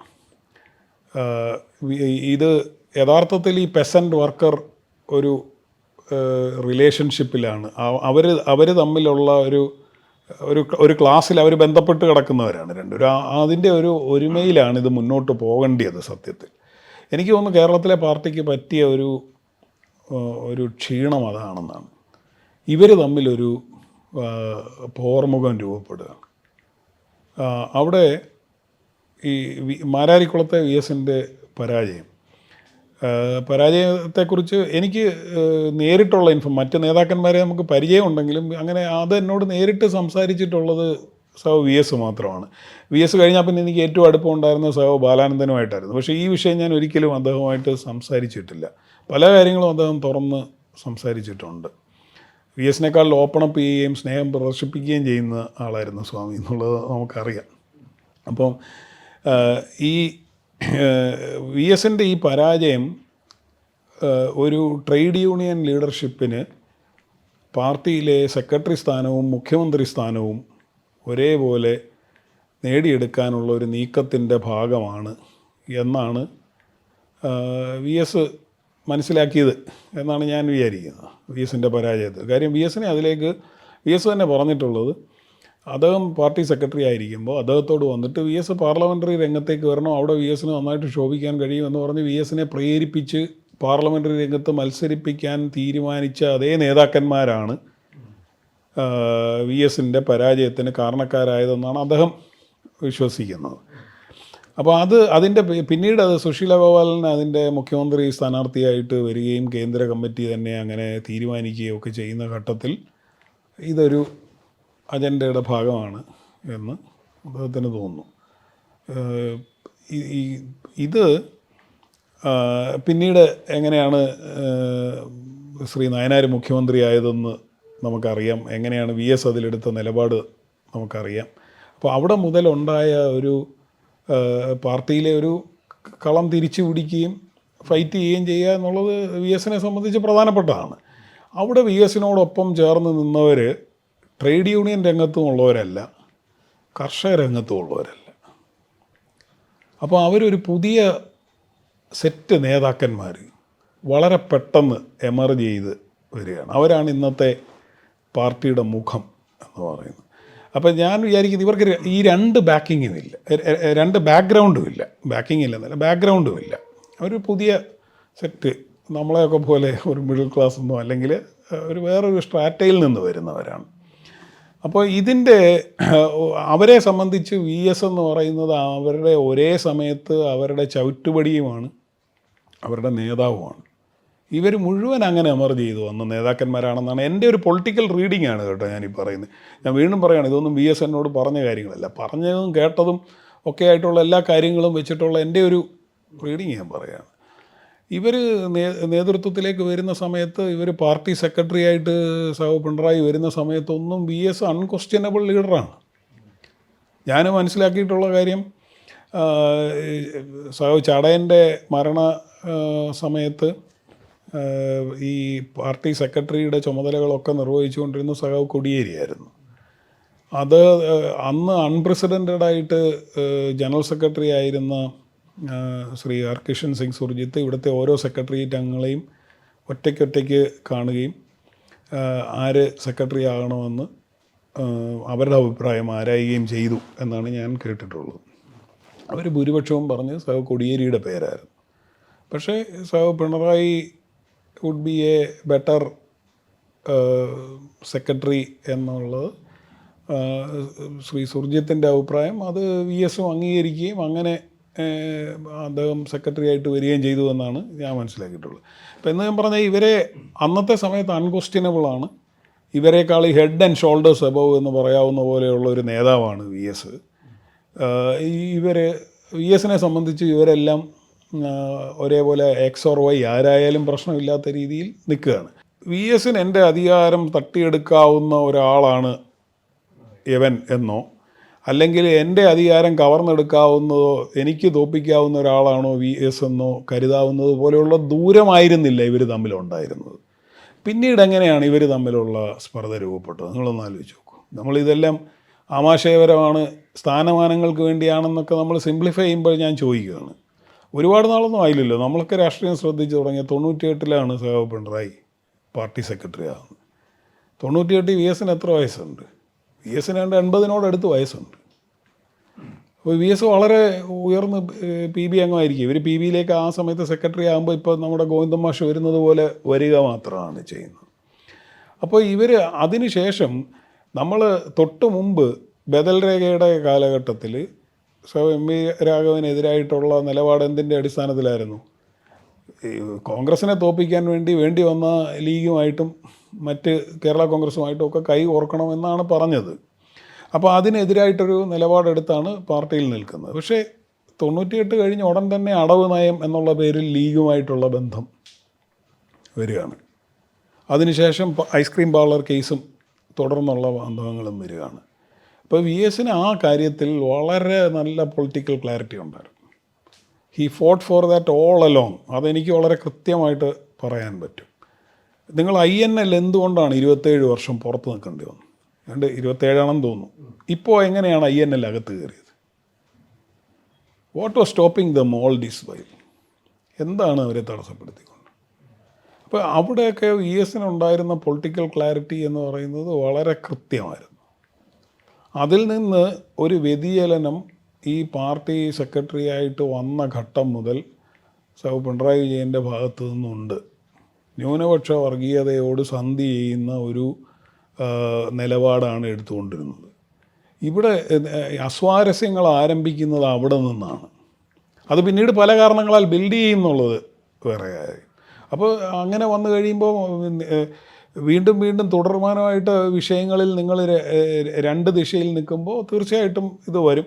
നമ്മൾ പാർട്ടി നോക്കിക്കഴിഞ്ഞാൽ ഏറ്റവും വലിയ ശത്രു സ്വന്തം കമ്മിറ്റിയിൽ തന്നെയാണ് എന്നുള്ള രീതിയിലാണ് ഇത് പോകുന്നത്. അതൊക്കെ മനുഷ്യ സഹജമായിരിക്കും, അതൊക്കെ ഉണ്ടായിട്ടുണ്ട്. പക്ഷേ ഇത് ബിൽഡ് ചെയ്ത് വന്നത് ഇങ്ങനെയാണ്. അല്ലാതെ ഒരു സ്ഥാനമാനങ്ങൾ പ്രൊട്ടക്റ്റ് ചെയ്യാൻ വേണ്ടി വേറെ ആരെയും പരാജയപ്പെടുത്താൻ സമശീർഷരായ നേതാക്കന്മാർ അതിനുശേഷം EMSൻ്റെയൊക്കെ കാലത്തൊക്കെ ഉണ്ടാവുമായിരിക്കും. ഈ 98 ആ ചടയം കോന്നിനൊക്കെ വന്നു കഴിഞ്ഞ് VS പാർലമെൻ്ററി രംഗത്ത് എമർജ് ചെയ്ത് വരുന്ന ഘട്ടം മുതൽ VSന് അങ്ങനെ ഒരു കോമ്പറ്റീറ്റർ എന്ന് പറയാവുന്ന ഒരു ലീഡർ കേരളത്തിൽ ഉണ്ടായിരുന്നില്ല. അത് 10-20 വർഷത്തിന് ശേഷം അങ്ങനെ ഏതാണ്ടായി വന്നതാണ്. പാർട്ടി സെക്രട്ടറി എന്നുള്ളത് വളരെ പവർഫുള്ളായിട്ടുള്ള പൊസിഷനാണല്ലോ. പിന്നെ രണ്ടാമത് ഇപ്പോൾ VSനോട് ഒരു വിഭാഗത്തിനുള്ള ഒരു വളരെ സെറ്റിൽ ചെയ്യാനുള്ളൊരു വിഷയമുണ്ട്. ഇപ്പോൾ MM ലോറൻസിനൊക്കെ അങ്ങനെ VSനോട് വളരെ പ്രകടമായ വ്യക്തിവിരോധം തന്നെയുണ്ട്. അത് അദ്ദേഹം മറച്ചു വെക്കാറുമില്ല നിങ്ങൾ ചോദിച്ചു കഴിഞ്ഞാൽ. അപ്പോൾ അങ്ങനത്തെയൊക്കെ വിഷയങ്ങളുണ്ട്. അപ്പോൾ അവരെയൊക്കെ നമ്മൾ പറയുന്നത് നിങ്ങളുടെ മാധ്യമ ഭാഷയിൽ പറഞ്ഞ വെട്ടിനിരത്തപ്പെട്ടു പാലക്കാട്. അപ്പോൾ അന്ന് കൂടെ നിന്ന പലരുമാണ് ഇപ്പോൾ എമർജ് ചെയ്തു എന്ന് ഞാൻ പറഞ്ഞത്. അപ്പോൾ ഈ ഒരു ട്രാൻസിഷൻ നമ്മൾ നോക്കിയാൽ ആ ചരിത്രത്തിലുണ്ടെന്നാണ് ഞാൻ വിചാരിക്കുന്നത്. VIP വിവാദത്തെക്കുറിച്ച് പറഞ്ഞാൽ VS അതിൻ്റെ അകത്ത് പറഞ്ഞ കാര്യം VS പറഞ്ഞതെല്ലാം ഡിറ്റോ ആയിട്ട് സംഭവിച്ചതാണ്. ഡോക്ടർ VSനോട് പറയുന്നു ഈ VIP-കൾ ഇവിടെ വന്നു പോയതിനു ശേഷം കുട്ടിയുടെ ആരോഗ്യനിലയിൽ വലിയ മാറ്റം ഉണ്ടായി എന്ന് പറയുന്നു ഇവരെക്കുറിച്ച്. അപ്പോൾ അത് VS മുഖ്യമന്ത്രി ആയതിനു ശേഷവും ആ ഡോക്ടറോട് ബന്ധപ്പെടുകയും അതിൻ്റെ വിവരങ്ങൾ അറിയാൻ ശ്രമിക്കുകയും ചെയ്തിട്ടുണ്ട്. അത് പക്ഷേ ആ ഡോക്ടർ അങ്ങനെയല്ല ഞാൻ ഉദ്ദേശിച്ചതെന്നൊക്കെ പറഞ്ഞ് അതിൽ നിന്ന് വഴുതി മാറുകയാണ് പിന്നീട് ചെയ്തത്. ഇത് അതിൻ്റെ അകത്തൊരു വസ്തുതാപരമായ കാര്യമാണ്. ഇത് അതിന് ശേഷം പല രീതിയിൽ ആ ഡോക്ടറിൽ നിന്ന് ഇൻഫർമേഷൻ എക്സ്ട്രാക്ട് ചെയ്യാൻ VS ശ്രമിച്ചിട്ടുണ്ട്. കിളിരൂർ കേസിനെ സംബന്ധിച്ചിടത്തോളം അല്ലാതെ അതിനപ്പുറത്ത് എന്തെങ്കിലും ഒരു വിഷയത്തിൽ VS ഇടപെട്ടു എന്ന് ഞാൻ വിചാരിക്കുന്നില്ല. പിന്നെ ആ കവിയൂർ കിളിരൂർ കേസിൻ്റെ അകത്ത് പിന്നീട് ഇടപെട്ട കേസ് എന്ന് പറയുന്നത് ഈ കവിയൂരെ കേസിൻ്റെ അകത്ത് കുട്ടിയുടെ അച്ഛനാണ് പ്രതി എന്നുള്ള രീതിയിലുള്ള ചില കണ്ടെത്തൽ CBIയുടെ ഒരു ടീം കൊണ്ടുവരുമായിരുന്നു. ഒരു തെളിവുമില്ലാതെ അതിൻ്റെ അടിസ്ഥാനത്തിലാണ് ഇത് കൊണ്ടുവന്നുകൊണ്ടിരുന്നത്. അപ്പോൾ ഇത് ഇത്തരത്തിലാണ് ഈ അന്വേഷണം പോകുന്നത് എന്നുള്ള കാര്യം മുഖ്യമന്ത്രിയായിരുന്ന VSനെ ഈ അന്വേഷണ ടീമിൽ നിന്ന് തന്നെ ചില വിവരങ്ങൾ കിട്ടുന്നു. ഇതിൻ്റെ അടിസ്ഥാനത്തിൽ ഒരു ബെറ്റർ ടീം ഇത് അന്വേഷിക്കണം എന്നുള്ള കാര്യം അന്ന് ശിവരാജ് പട്ടേൽ ആഭ്യന്തരമന്ത്രിയായിരുന്നു. മൻമോഹൻ സിംഗിനെ നേരിട്ട് കണ്ടും കത്ത് മുഖേനയും VS 2-3 കത്തയച്ച് ആവശ്യപ്പെട്ടതാണ്. പക്ഷേ അതിന്മേൽ നടപടി എടുക്കാമെന്നൊക്കെ പറഞ്ഞതല്ലാതെ ഒരു നടപടിയും ഉണ്ടായില്ല. അങ്ങനെ വരികയാണ് ചെയ്തത്. സത്യത്തിൽ ഈ കത്തിനെയാണ് പിന്നീട് P. കരുണാകരൻ കമ്മിറ്റിയിലൊക്കെ ലാവ്ലിനിലെ കത്തെന്ന് പറഞ്ഞുകൊണ്ട് അവതരിപ്പിക്കുകയും അത് ഈ രാജേന്ദ്ര സഭ എന്തോ തെറ്റിദ്ധരിച്ചൊക്കെ പറയുന്നതാണ്. അത് പറയുകയും ചെയ്ത് ആ കത്ത് മൻമോഹൻ സിംഗിന് കൊടുത്തത് ലാവ്ലിനെ സംബന്ധിച്ചേ അല്ല. കത്ത് കൊടുത്തത് ഈ Kiliroor Kaviyoor case better team അന്വേഷിക്കണം എന്നുള്ളതിനെ സംബന്ധിച്ചാണ്. ഈ കേസിൽ മുഖ്യമന്ത്രിയായ ശേഷം പിന്നീട് VS ഇടപെട്ടേയില്ല എന്നാണ് പറയുന്ന കഥ. വസ്തുതാവിരുദ്ധമാണ്. 2 തവണ പ്രധാനമന്ത്രിയെ നേരിട്ട് കണ്ട് സംസാരിച്ചു, 3 തവണ കത്ത് കൊടുത്തു. ആവശ്യം വന്നാൽ ഈ കത്തൊക്കെ നമ്മൾ പുറത്തു വിടാം. അപ്പോൾ ഇതൊക്കെ ഒഫീഷ്യൽ രേഖയാണ്, നമ്മൾ പുറത്തു വിടേണ്ട കാര്യമൊന്നുമില്ല. ചീഫ് മിനിസ്റ്റർ എന്നുള്ള രീതിയിൽ കൊടുത്ത കത്താണ്, ചീഫ് മിനിസ്റ്ററുടെ ഓഫീസിലുണ്ട് താനും. അപ്പോൾ ഇതാണ് ഒരു വിഷയം. ലാവ്ലിൻ കേസിൻ്റെ അകത്ത് ഞാൻ അതിൻ്റെ മെറിറ്റ്സിലേക്കൊന്നും ഞാൻ പോകുന്നില്ല. ലാവ്ലിൻ കേസിൻ്റെ അകത്ത് VS വിശ്വസിച്ചിരുന്ന കാര്യം VS പരസ്യമായി പറഞ്ഞിട്ടുണ്ട്. VS ഇത് പാർട്ടിക്കകത്തും പറഞ്ഞിട്ടുണ്ട്. അപ്പോൾ ഇതിൻ്റെ അകത്ത് പല കാര്യങ്ങളെക്കുറിച്ച് VSനുള്ള എതിരഭിപ്രായം VS പറഞ്ഞിട്ടുണ്ട്. ഞാൻ ഒരു കാര്യം മാത്രം പറയാം, ബാക്കി അഴിമതി എല്ലാം അവിടെ നിൽക്കട്ടെ. KEISP എന്ന് പറയുന്ന ഒരു പദ്ധതിയുണ്ട്, Kerala energy infrastructure service project എന്നാണ് പേര്. ഈ KEISP എന്നുള്ള പദ്ധതി അന്ന് അവിടെ പോയപ്പോൾ മിനിസ്റ്റീരിയൽ ഡെലിഗേഷൻ ചർച്ച ചെയ്ത പദ്ധതിയാണ്. ആ പദ്ധതിയുടെ ഉദ്ദേശം എന്ന് പറഞ്ഞാൽ KSEBയെ സ്വകാര്യവൽക്കരണത്തിന് ഒരുക്കാൻ വേണ്ടിയുള്ള പദ്ധതിയാണ്. ഇങ്ങനൊരു പദ്ധതി പോയി ചർച്ച ചെയ്യുക എന്നുള്ളത് തന്നെ നിങ്ങൾക്കെല്ലാം അറിയാം, CPIMൻ്റെ അകത്ത് ഫെയ്റ്റലാണ്. പാർട്ടിയുടെ അംഗീകാരമില്ലാതെ അങ്ങനൊരു പദ്ധതി, ആ പദ്ധതിക്ക് അവിടെ നിന്ന് 32 കോടി രൂപ KICBക്ക് സിഡയിൽ നിന്ന് കിട്ടുകയും ചെയ്തു. അഡീഷണൽ സെൻട്രൽ അസിസ്റ്റൻസായിട്ട് Canadian foreign minister Axworthy, Indian foreign മിനിസ്റ്ററായിരുന്ന IK ഗുജറാളുമായിട്ട് 97 കരാർ ഒപ്പുവെക്കുകയും 98 അഡീഷണൽ സെൻട്രൽ അസിസ്റ്റൻസായിട്ട് ആ തുക KICBക്ക് ലഭിക്കുകയും ചെയ്തു. പിന്നെ ബാക്കി പദ്ധതിയുടെ ഒരുപാട് കാര്യങ്ങൾ സംസാരിക്കാനുണ്ട്, കോടതിയുടെ മുന്നിലിരിക്കുന്നത് സംസാരിക്കുകയും ചെയ്യട്ടെ. അപ്പോൾ ഈ വിഷയത്തിൽ VS ശക്തമായിട്ടുള്ളൊരു നിലപാട് എടുത്തു. പാർട്ടിക്കകത്ത് അന്വേഷിക്കണമെന്ന് ആവശ്യപ്പെട്ടു, പുറത്തു പറഞ്ഞു. VS PBക്ക് പലതവണ കത്ത് കൊടുത്തു. PB ആ വിഷയത്തിൽ ചർച്ച ചെയ്തിട്ട് VSനെ PBയിൽ നിന്ന് ഒഴിവാക്കുന്ന വിഷയം ഉണ്ടാകുന്നത് ആ കാര്യത്തിലാണ്. അപ്പോൾ VS അതിനെക്കുറിച്ച് പറയുന്നത് ഞാൻ സത്യത്തിനോടൊപ്പം നിൽക്കൂ എന്ന് ഞാൻ പറഞ്ഞു. എന്നോട് ജനറൽ സെക്രട്ടറി പറഞ്ഞു പാർട്ടി തീരുമാനത്തോടൊപ്പം നിൽക്കണം, ഞാൻ സത്യത്തിനോടൊപ്പം നിൽക്കൂ എന്ന് ഞാൻ പറഞ്ഞു. അതിൻ്റെ പേരിൽ എന്നെ PBയിൽ നിന്ന് പുറത്താക്കി. അതാണ് VS ആവർത്തിച്ച് പറഞ്ഞുകൊണ്ടിരിക്കുന്ന കാര്യം. അപ്പോൾ ഇതൊന്നും ഒരു VS എടുക്കുന്ന ഒരു പൊളിറ്റിക്കൽ സ്റ്റാൻസിൽ നിന്ന് വ്യത്യസ്തമായിട്ട് അതിനെ ഒരു വ്യക്തിപരമായിട്ടുള്ളൊരു വൈര്യനിര്യാതന ബുദ്ധി, ഒരാളെ ഫിനിഷ് ഓഫ് ചെയ്യാനൊക്കെ ഉള്ളത് നമ്മൾ ആ വിഷയം കൂടുതൽ പഠിക്കാത്തതുകൊണ്ട് പറയുകയാണെന്നാണ് എൻ്റെ വിചാരം. അദ്ദേഹത്തിൻ്റെ ഒരു പൊളിറ്റിക്സ് ഡിഫറൻ്റാണ്. അതായപ്പോൾ TP ചന്ദ്രശേഖരൻ്റെ കൊലപാതകത്തിന് ശേഷമുള്ളൊരു തെരഞ്ഞെടുപ്പിൽ മാത്രമാണ് ഞാൻ പാർട്ടിക്ക് വോട്ട് ചെയ്യായിരുന്നു. ഞാൻ വോട്ട് ചെയ്യാൻ പോയില്ല ആ തെരഞ്ഞെടുപ്പ്. ഞാൻ അന്ന് VSനോട് വന്നിട്ട് ഞാൻ പറഞ്ഞത് ഞാൻ VSനോടുള്ള പ്രതിഷേധമായിട്ടാണ് വോട്ട് ചെയ്യാതിരുന്നതെന്നാണ്. പക്ഷെ അന്ന് അദ്ദേഹം എന്നോട് പറഞ്ഞു TPയുടെ കൊലപാതകം ഒരു പ്രാദേശിക വിഷയമാണെന്നാണ് VS എന്ന് പറഞ്ഞു. അപ്പോൾ VS പറഞ്ഞത് നമ്മളെ സംബന്ധിച്ച് അത് ഇമോഷണലായിട്ടുള്ളൊരു വിഷയമാണ്, പക്ഷേ ഇന്ത്യ ആര് ഭരിക്കണം എന്ന് തീരുമാനിക്കുന്ന ഒരു തെരഞ്ഞെടുപ്പിൽ അതൊരു പ്രാദേശിക വിഷയമാണ്. പിന്നെ മോഡി ആരാണെന്ന് ജോസഫിനൊന്നും കൃത്യമായി മനസ്സിലായിട്ടില്ല എന്ന് അദ്ദേഹം പറഞ്ഞാണ്. നിങ്ങളുടെ തലമുറ ഒരുപാട് തല്ലുകൊള്ളേണ്ടി വരും,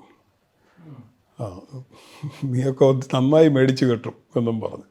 അപ്പോൾ അദ്ദേഹത്തിൻ്റെ റീഡിങ് അതാണ്, അദ്ദേഹത്തിൻ്റെ പൊളിറ്റിക്കൽ ക്ലാരിറ്റി അതാണ്. ഇത് ഞങ്ങൾ തമ്മിലുള്ള പേഴ്സണൽ സംഭാഷണമാണ് ഞാനീ പറഞ്ഞത്, ഞങ്ങൾ രണ്ടും മാത്രമേ ഉള്ളൂ. അപ്പം ഞാനത് ആലോചിച്ചത് എനിക്ക് ഒരിക്കലും അങ്ങനെ വളരാൻ കഴിയില്ല, എനിക്കങ്ങനെ അല്പം ഇമോഷണലായിട്ടൊക്കെ ഇരുന്നാൽ മതി എന്നാണ്, അത്രത്തോളം വളരണ്ട എന്നാണ് ഞാൻ വിചാരിക്കുന്നത്. എനിക്കത് ഉൾക്കൊള്ളാൻ പറ്റാത്തതുകൊണ്ടായിരിക്കും. പക്ഷേ ഈസ് എ സ്റ്റേറ്റ്സ്മാൻ, അദ്ദേഹത്തിന് അതിനെ അങ്ങനെ കാണാൻ കഴിയും. അതുകൊണ്ട് TP വിഷയം VS വിട്ടു എന്നല്ല. VS അത് TP ചന്ദ്രശേഖരൻ പാർട്ടി വിട്ടിറങ്ങിയ ഘട്ടം മുതൽ അതിനു മുമ്പ് തൊട്ട് ഒഞ്ചിയം വിഷയം VS കേന്ദ്ര നേതൃത്വത്തെ നിരന്തരം അറിയിച്ചുകൊണ്ടിരുന്നു. അത് നിരവധി കത്തുകൾ VS കൊടുത്തിട്ടുണ്ട്. അവിടുത്തെ പാർട്ടിക്ക് സംഭവിച്ചുകൊണ്ടിരിക്കുന്നത് ഒരു ലൊക്കാലിറ്റിയിലെ പാർട്ടിയിൽ സംഭവിക്കുന്ന വിഷയമായിട്ട് മാത്രം കാണരുത് എന്ന് VS ആവശ്യപ്പെട്ടുകൊണ്ടിരുന്നതാണ്. അതിൻ്റെ കൾമിനേഷനിലാണ് ഈ കൊലപാതകം ഉണ്ടാകുന്നത്. ആദ്യത്തെ ശ്രമത്തിലല്ല TP മരിക്കുന്നതെന്ന് നമുക്കറിയാം. അപ്പോൾ പാർട്ടി ആ നിലയിലേക്ക് പോയതിന് വിരുദ്ധ രാഷ്ട്രീയം, ഈ ഇടതുപക്ഷ വിരുദ്ധം എന്ന് കരുതുന്ന രാഷ്ട്രീയത്തെ TP എതിർത്തു. അപ്പോൾ അത് എതിർക്കുന്ന പലരുണ്ട്. അവരോടെടുത്ത സമീപനത്തോടുള്ള VSൻ്റെ ഒരു പ്രതികരണവും കൂടിയാണത്. അതുപോലും പൊളിറ്റിക്കലാണ്. അല്ലാതെ എന്നെ സംബന്ധിച്ച് TP എന്നുള്ള സുഹൃത്ത് നഷ്ടപ്പെട്ടതിലുള്ള വേദനയായിരിക്കും. അതാണ് തമ്മിലുള്ള വ്യത്യാസം. അദ്ദേഹം അതിനെ കാണുന്നതും വളരെ പൊളിറ്റിക്കലായിട്ടാണ്. ഇപ്പോൾ ഒരു ഉദാഹരണം കൂടെ ഞാൻ പറയാം. ഞാൻ സ്മാർട്ട് സിറ്റിയുടെ ചർച്ചയ്ക്ക് ഞങ്ങൾ 4 പേര് ഇവിടുന്ന് ദുബായിക്ക് പോകുന്നു. ഷീല തോമസും സുരേഷ് കുമാറും ടെൻസിങ്ങും ഞാനുമാണ് അന്ന് ഇവിടുന്ന് പോയത്. അപ്പം മടങ്ങിയെത്തി ഞങ്ങൾ 2 മണിക്ക് VSനെ മുഖ്യമന്ത്രിയെ കാണാനായിട്ട് ഷീല തോമസ് അപ്പോയിൻമെൻറ്റ് എടുത്തു. നമ്മൾ വരാൻ പറഞ്ഞു. അപ്പം ഞാൻ കുറേ ദിവസമായി ടെക്നോ പാർക്കിലേക്ക് പോയിട്ടില്ല. ഞാൻ അങ്ങോട്ട് പോകുമ്പോൾ VS വിളിച്ച് അതിന് മുമ്പ് എനിക്ക് നിങ്ങളെ ഒറ്റയ്ക്കൊന്ന് കാണണമെന്ന് പറഞ്ഞു. അങ്ങനെ ഞാൻ അദ്ദേഹത്തെ വീട്ടിൽ ചെന്ന് കാണും. അപ്പോൾ നമ്മളോട് എന്താണ് അവിടെ കണ്ടതിൽ നിന്ന് നിങ്ങളുടെ ഒരു ധാരണ എന്ന് എന്നോട് ചോദിച്ചു. അപ്പോൾ ഞാൻ പറഞ്ഞു VS അവർ പറയുന്നതൊന്നും ശരിയല്ല. അവർ മൈക്രോസോഫ്റ്റ് എന്ന് എഴുതിയിരിക്കുന്ന കെട്ടിടത്തിൽ മൈക്രോസോഫ്റ്റ് ഇല്ല, അതിൻ്റെ ഒരു മാർക്കറ്റിംഗ് ഓഫീസാണ്. സോണി എന്ന് പറഞ്ഞാൽ അതാണ്. പിന്നെ അവരിങ്ങനെ അവിടെ ഫ്രീ ഹോൾഡൊക്കെ അവിടെ മാത്രമേ ഉള്ളൂ എന്നുള്ളൊരു കളിയാണ്. ഇതാണ് എൻ്റെ ഒരു റീഡിങ് ഞാൻ പറഞ്ഞത്. പിന്നെ അവർ ആ പടെ അന്ന് പറഞ്ഞു 30 കോടി രൂപ സ്ഥലത്തിന് തരാമെന്നാണ്. പിന്നീടാണ് 104 എത്തി. അപ്പോൾ അത് വളരെ അൺറിയലിസ്റ്റിക്കാണ്. പക്ഷെ ഞാൻ പറഞ്ഞു ഇൻഫോ പാർക്ക് വിട്ടുകൊടുക്കാതെ എക്സ്ക്ലൂസിവിറ്റി ഇല്ലാതെ നമ്മൾ ഈ പ്രോജക്റ്റ് നടത്തിയാൽ അത് തന്നെ നമ്മളെ സംബന്ധിച്ച് വലിയ പൊളിറ്റിക്കൽ മൈലേജുള്ള ഒരു കാര്യമാണ്. അതും ഈ നേരത്തെ പറഞ്ഞ പോലെ ഞങ്ങൾ രണ്ടുപേരും മാത്രമേ ഉള്ളൂ. അപ്പോൾ VSൻ്റെ ഉടനുള്ള പ്രതികരണം, അയ്യോ നമുക്കൊരു പൊളിറ്റിക്കൽ മൈലേജ് കിട്ടാൻ വേണ്ടി സ്റ്റേറ്റിൻ്റെ താല്പര്യം വിട്ടുകൊടുക്കാം, അങ്ങനെ ചിന്തിക്കുകയേ ചെയ്യരുത് എന്നാണ്. അപ്പോൾ ഞാൻ പറയുന്നത് ചിലപ്പോൾ നമ്മൾ അതിന് ശേഷം നമ്മൾ നിർബന്ധിച്ചാൽ 2-3 പേര് പറഞ്ഞാൽ പുള്ളി അത് ചിലപ്പോൾ അംഗീകരിക്കാഴിയൊന്നുമല്ല. പക്ഷേ എല്ലാ വിഷയങ്ങളിലും ഇനീഷ്യൽ റെസ്പോൺസ് ഈ രീതിയിലാണ്. അതുകൊണ്ടാണ് ഞാൻ വിചാരിക്കുന്നത്, ഞാൻ 10-20 വർഷത്തിലധികം അടുത്ത് നിന്ന ഒരാളെന്നുള്ള രീതിയിൽ പൊളിറ്റിക്കൽ ഓണസ്റ്റി, പൊളിറ്റിക്കൽ ക്ലാരിറ്റി, ഇതൊക്കെ അദ്ദേഹത്തിന് ഇത്രത്തോളം എങ്ങനെയാണ് ഉള്ളത് എന്നുള്ളത് അത്ഭുതപ്പെടുത്തുന്നതാണ്. എൻ്റെ വിചാരം എൻ്റെ ജീവിതം മുഴുവൻ മാറ്റി എന്നാണ്. അതൊന്നും അങ്ങനെ ഉൾക്കൊള്ളാനൊന്നും എനിക്ക് പറ്റത്തില്ല. അപ്പോൾ ഇത് ഞാൻ ഏറ്റവും കൂടുതൽ പഠിച്ചത് ഈ ഔപചാരിക വിദ്യാഭ്യാസം എന്ന് പറയുന്നതിലൊന്നും വലിയ കാര്യമില്ല എന്നാണ്. ആ തിരിച്ചറിവ് തന്നെ വളരെ വലുതാണെന്നാണ് ഞാൻ വിചാരിക്കുന്നത്. കാരണം ഈ ജീവിതം പഠിപ്പിക്കുന്ന പാഠങ്ങൾക്കപ്പുറത്തുള്ള കാര്യമൊന്നുമില്ല. അദ്ദേഹത്തെ കാണാനായിട്ട് ഓരോ ആൾക്കാർ വരുന്നു, അവർ പല കാര്യങ്ങൾ നമ്മൾ മനസ്സിലാക്കാൻ വേണ്ടി അദ്ദേഹം നമ്മളെ ഏൽപ്പിക്കുന്നു. അപ്പോൾ ഈ വരുന്ന ആൾക്കാരെ എല്ലാവരെയും സംബന്ധിച്ചിടത്തോളം അവർ പറയുന്നതാണ് ലോകത്തിലെ ഏറ്റവും വലിയ വിഷയം. പലരെ സംബന്ധിച്ചും അവരുടെ ഒരു എന്താണ് ജീവൻ മരണ വിഷയം തന്നെയാണ്. പക്ഷേ ഇത് ഡൈവേഴ്സായിട്ടുള്ള വിഷയങ്ങളാണ് ഇവരെ തേടി വരുന്നത്. രാവിലെ ഇങ്ങോട്ട് വന്നു കഴിഞ്ഞാൽ വൈകുന്നേരം കയറുന്നിടം വരെ. ഇത് അദ്ദേഹത്തിന് മാത്രമല്ല, ഇത് പല രാഷ്ട്രീയ നേതാക്കൾക്കും ഇത് തന്നെ ആയിരിക്കും അനുഭവം. പക്ഷേ അപ്പോൾ നമ്മൾ മനസ്സിലാക്കും, ഇപ്പോൾ പലരും ഇവിടുത്തെ ആൾക്കാർക്കെല്ലാം വിദേശത്ത് പോകാനുള്ള അവസരം വേണം, പിള്ളേർക്കെല്ലാം പഠിക്കാനുള്ള സാഹചര്യം വേണം. ഞാൻ കഴിഞ്ഞൊരു ദിവസം ഒരു കോളേജിൽ ഒരു സെമിനാറിന് പോയപ്പം this is what the youth wants എന്ന് പറഞ്ഞ് കുറേ കാര്യങ്ങൾ പറയുകയാണ്. ഇപ്പം ഞാൻ എഴുതിയാലും അങ്ങനെ തന്നെ. കാര്യം ഒരു ടിപ്പിക്കൽ മിഡിൽ ക്ലാസ് ഫാമിലി, എൻ്റെ പിള്ളേരൊക്കെ പഠിക്കുന്നത് കേട്ടോ. അപ്പോൾ പിന്നെ എൻ്റെ ആവശ്യങ്ങളാണ് നാടിൻ്റെ ആവശ്യം എന്നുള്ള രീതിയിൽ അങ്ങോട്ട് പറയുക എന്നുള്ളത്. ഈ നാട്ടിൽ നമ്മുടെ റഡാറിൽ പെടാത്ത ഒരുപാട് ആൾക്കാരുണ്ട് എന്നുള്ളൊരു തിരിച്ചറിവ് എനിക്കില്ലായിരുന്നു. ഞാൻ എൻ്റെ ശ്രദ്ധയിൽപ്പെടാതെ പോയ ഒരുപാട് ആൾക്കാരുടെയും കൂടെ ചേർന്നതാണ് ഈ നാടെന്നും അവരുടെ ആവശ്യങ്ങൾ പലതും നമ്മളതിനേക്കാൾ വളരെ നീറുന്ന ആവശ്യങ്ങളാണെന്നും ഉള്ളൊരു തിരിച്ചറിവ് എന്ന് പറയുന്നത് നമ്മളെങ്ങനെയാണ് നമ്മുടെ മുഴുവൻ കുട്ടികൾക്കും നൽകുക എന്നുള്ളത് വലിയൊരു വിഷയമാണ്. ആ തിരിച്ചറിവ് കൊടുത്താൽ തന്നെ, അതായത് or in other words that is politics. ഈ പൊളിറ്റിക്സ് കലാലയത്തിലോട്ട് കൊടുത്താലാണ് നമ്മുടെ നാട് രക്ഷപ്പെടുക എന്നാണ് എനിക്ക്. അല്ലാതെ ഇതിനെ ഡീലിംഗ് ചെയ്താൽ ഒരിക്കലും ഇത് രക്ഷപ്പെടുമെന്ന് ഞാൻ വിചാരിക്കുന്നില്ല. നമ്മുടെ ആവശ്യം, ഇപ്പം ഞാൻ യഥാർത്ഥത്തിൽ ഗ്ലോബലൈസേഷൻ്റെ ഒരു ഗുണഗണം അനുഭവിച്ച ഒരു ചെറിയ ന്യൂനപക്ഷത്തെ എടുത്താൽ അതിൽപ്പെടുന്ന ആളാണ് ഞാൻ. ഫൈനാൻഷ്യലി അങ്ങനെയൊക്കെ നോക്കി ഞങ്ങളുടെ കുടുംബം അങ്ങനെ അനുഭവിച്ച ആളാണ്. അപ്പോൾ ഞാൻ ഇനി ഇതിൻ്റെ അഡ്വക്കേറ്റായി മാറുക എന്നുള്ളതാണ് രാഷ്ട്രീയ പ്രവർത്തനം എന്ന് തീരുമാനിച്ചു കഴിഞ്ഞാൽ പിന്നെ അതാണിപ്പോൾ ഇവിടെ നടക്കുന്ന പലതും. അപ്പം ഞാൻ പറയുന്നത്, ഈ ഞാൻ പറയുന്ന ഈ രാഷ്ട്രീയം അല്ലെങ്കിൽ VS ചെയ്തിരുന്ന രാഷ്ട്രീയം, ഞാൻ അദ്ദേഹത്തെ സപ്പോർട്ട് ചെയ്യുമ്പോൾ സെൽഫ് ഡിഫീറ്റിസ്റ്റാണ്, എന്നെയും ആ കാര്യത്തെ പരാജയപ്പെടുത്തുന്ന ഒന്നാണ്.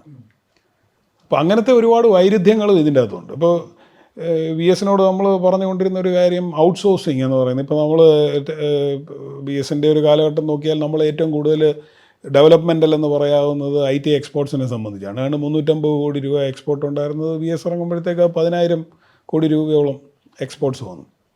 നമ്മൾ നാട്ടിലെങ്ങും ഇവിടെ techno city, techno park face 3, Kundara, Koratty, cyber park, അങ്ങനെ നമ്മൾ നാട്ടിലെല്ലാം പാർക്കുണ്ടാക്കി അവിടെ നിന്ന് IT സ്ഥാപനങ്ങൾ എക്സ്പോർട്ട് ചെയ്യാൻ തുടങ്ങി, പലത് പറയും.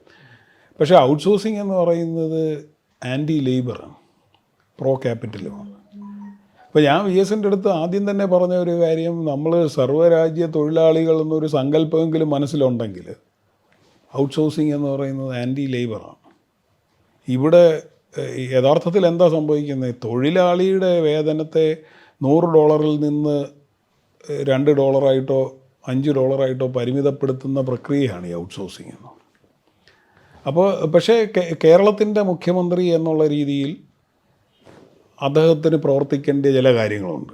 അതിനെക്കുറിച്ച് അന്നേരം അദ്ദേഹം മറ്റേ ഒരു ഐഡിയോളജിക്കൽ പൊസിഷൻ എടുത്താൽ ഒരുപക്ഷെ ഈ കേരളത്തിൻ്റെ മുഖ്യമന്ത്രി എന്നുള്ള രീതിയിൽ ഇദ്ദേഹം വികസന വിരോധിയായിരുന്നു എന്ന് പലരും പറയേണ്ടി വരും. പക്ഷേ ഇദ്ദേഹം ചെയ്തത് ഈ ഭരണവും സമരവും എന്ന് പറയുന്ന കാര്യത്തിൻ്റെ അകത്തുള്ളൊരു ഇതാണ്. ഐഡിയോളജിക്കലായിട്ട് ആ ബാറ്റിൽ മുന്നോട്ട് കൊണ്ടുപോവുകയും നമുക്ക് അതിൻ്റെ അകത്ത് ചെയ്യാവുന്നതിലെ മാക്സിമം കാര്യങ്ങൾ ചെയ്യുകയും ചെയ്യുക. ആ കാര്യങ്ങൾ ഒരുപക്ഷെ VS അതേപോലെ എക്സ്പ്ലെയിൻ ചെയ്തു എന്ന് വരില്ല. ഇപ്പോൾ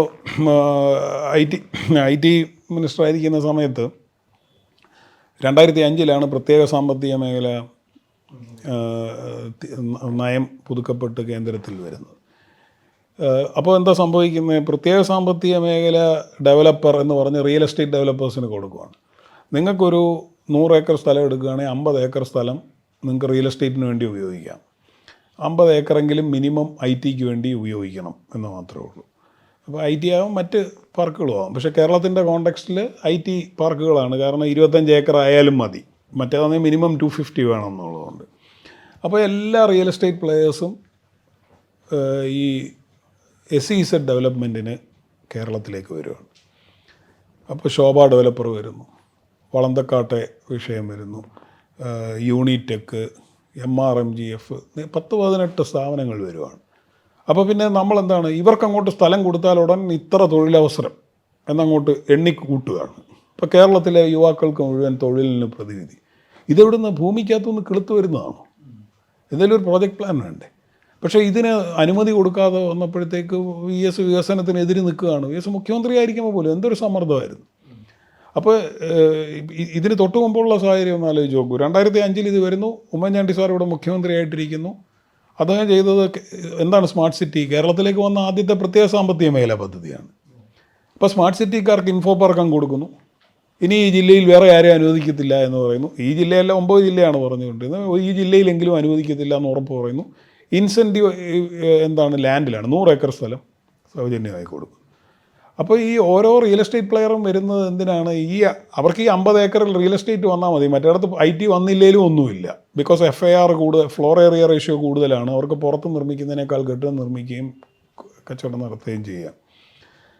പക്ഷേ നമ്മൾ ഫേസ് ചെയ്ത ഒരു ബുദ്ധിമുട്ട്, IT സ്ഥാപനങ്ങളോട് പറഞ്ഞു, റിയൽ IT സ്ഥാപനങ്ങളോട് പറഞ്ഞു, നിങ്ങൾക്കിനി ഇൻസെൻറ്റീവ് SEZനുള്ളിലേ കിട്ടൂ, അതിന് പുറത്ത് പ്രവർത്തിച്ചാൽ കിട്ടില്ല.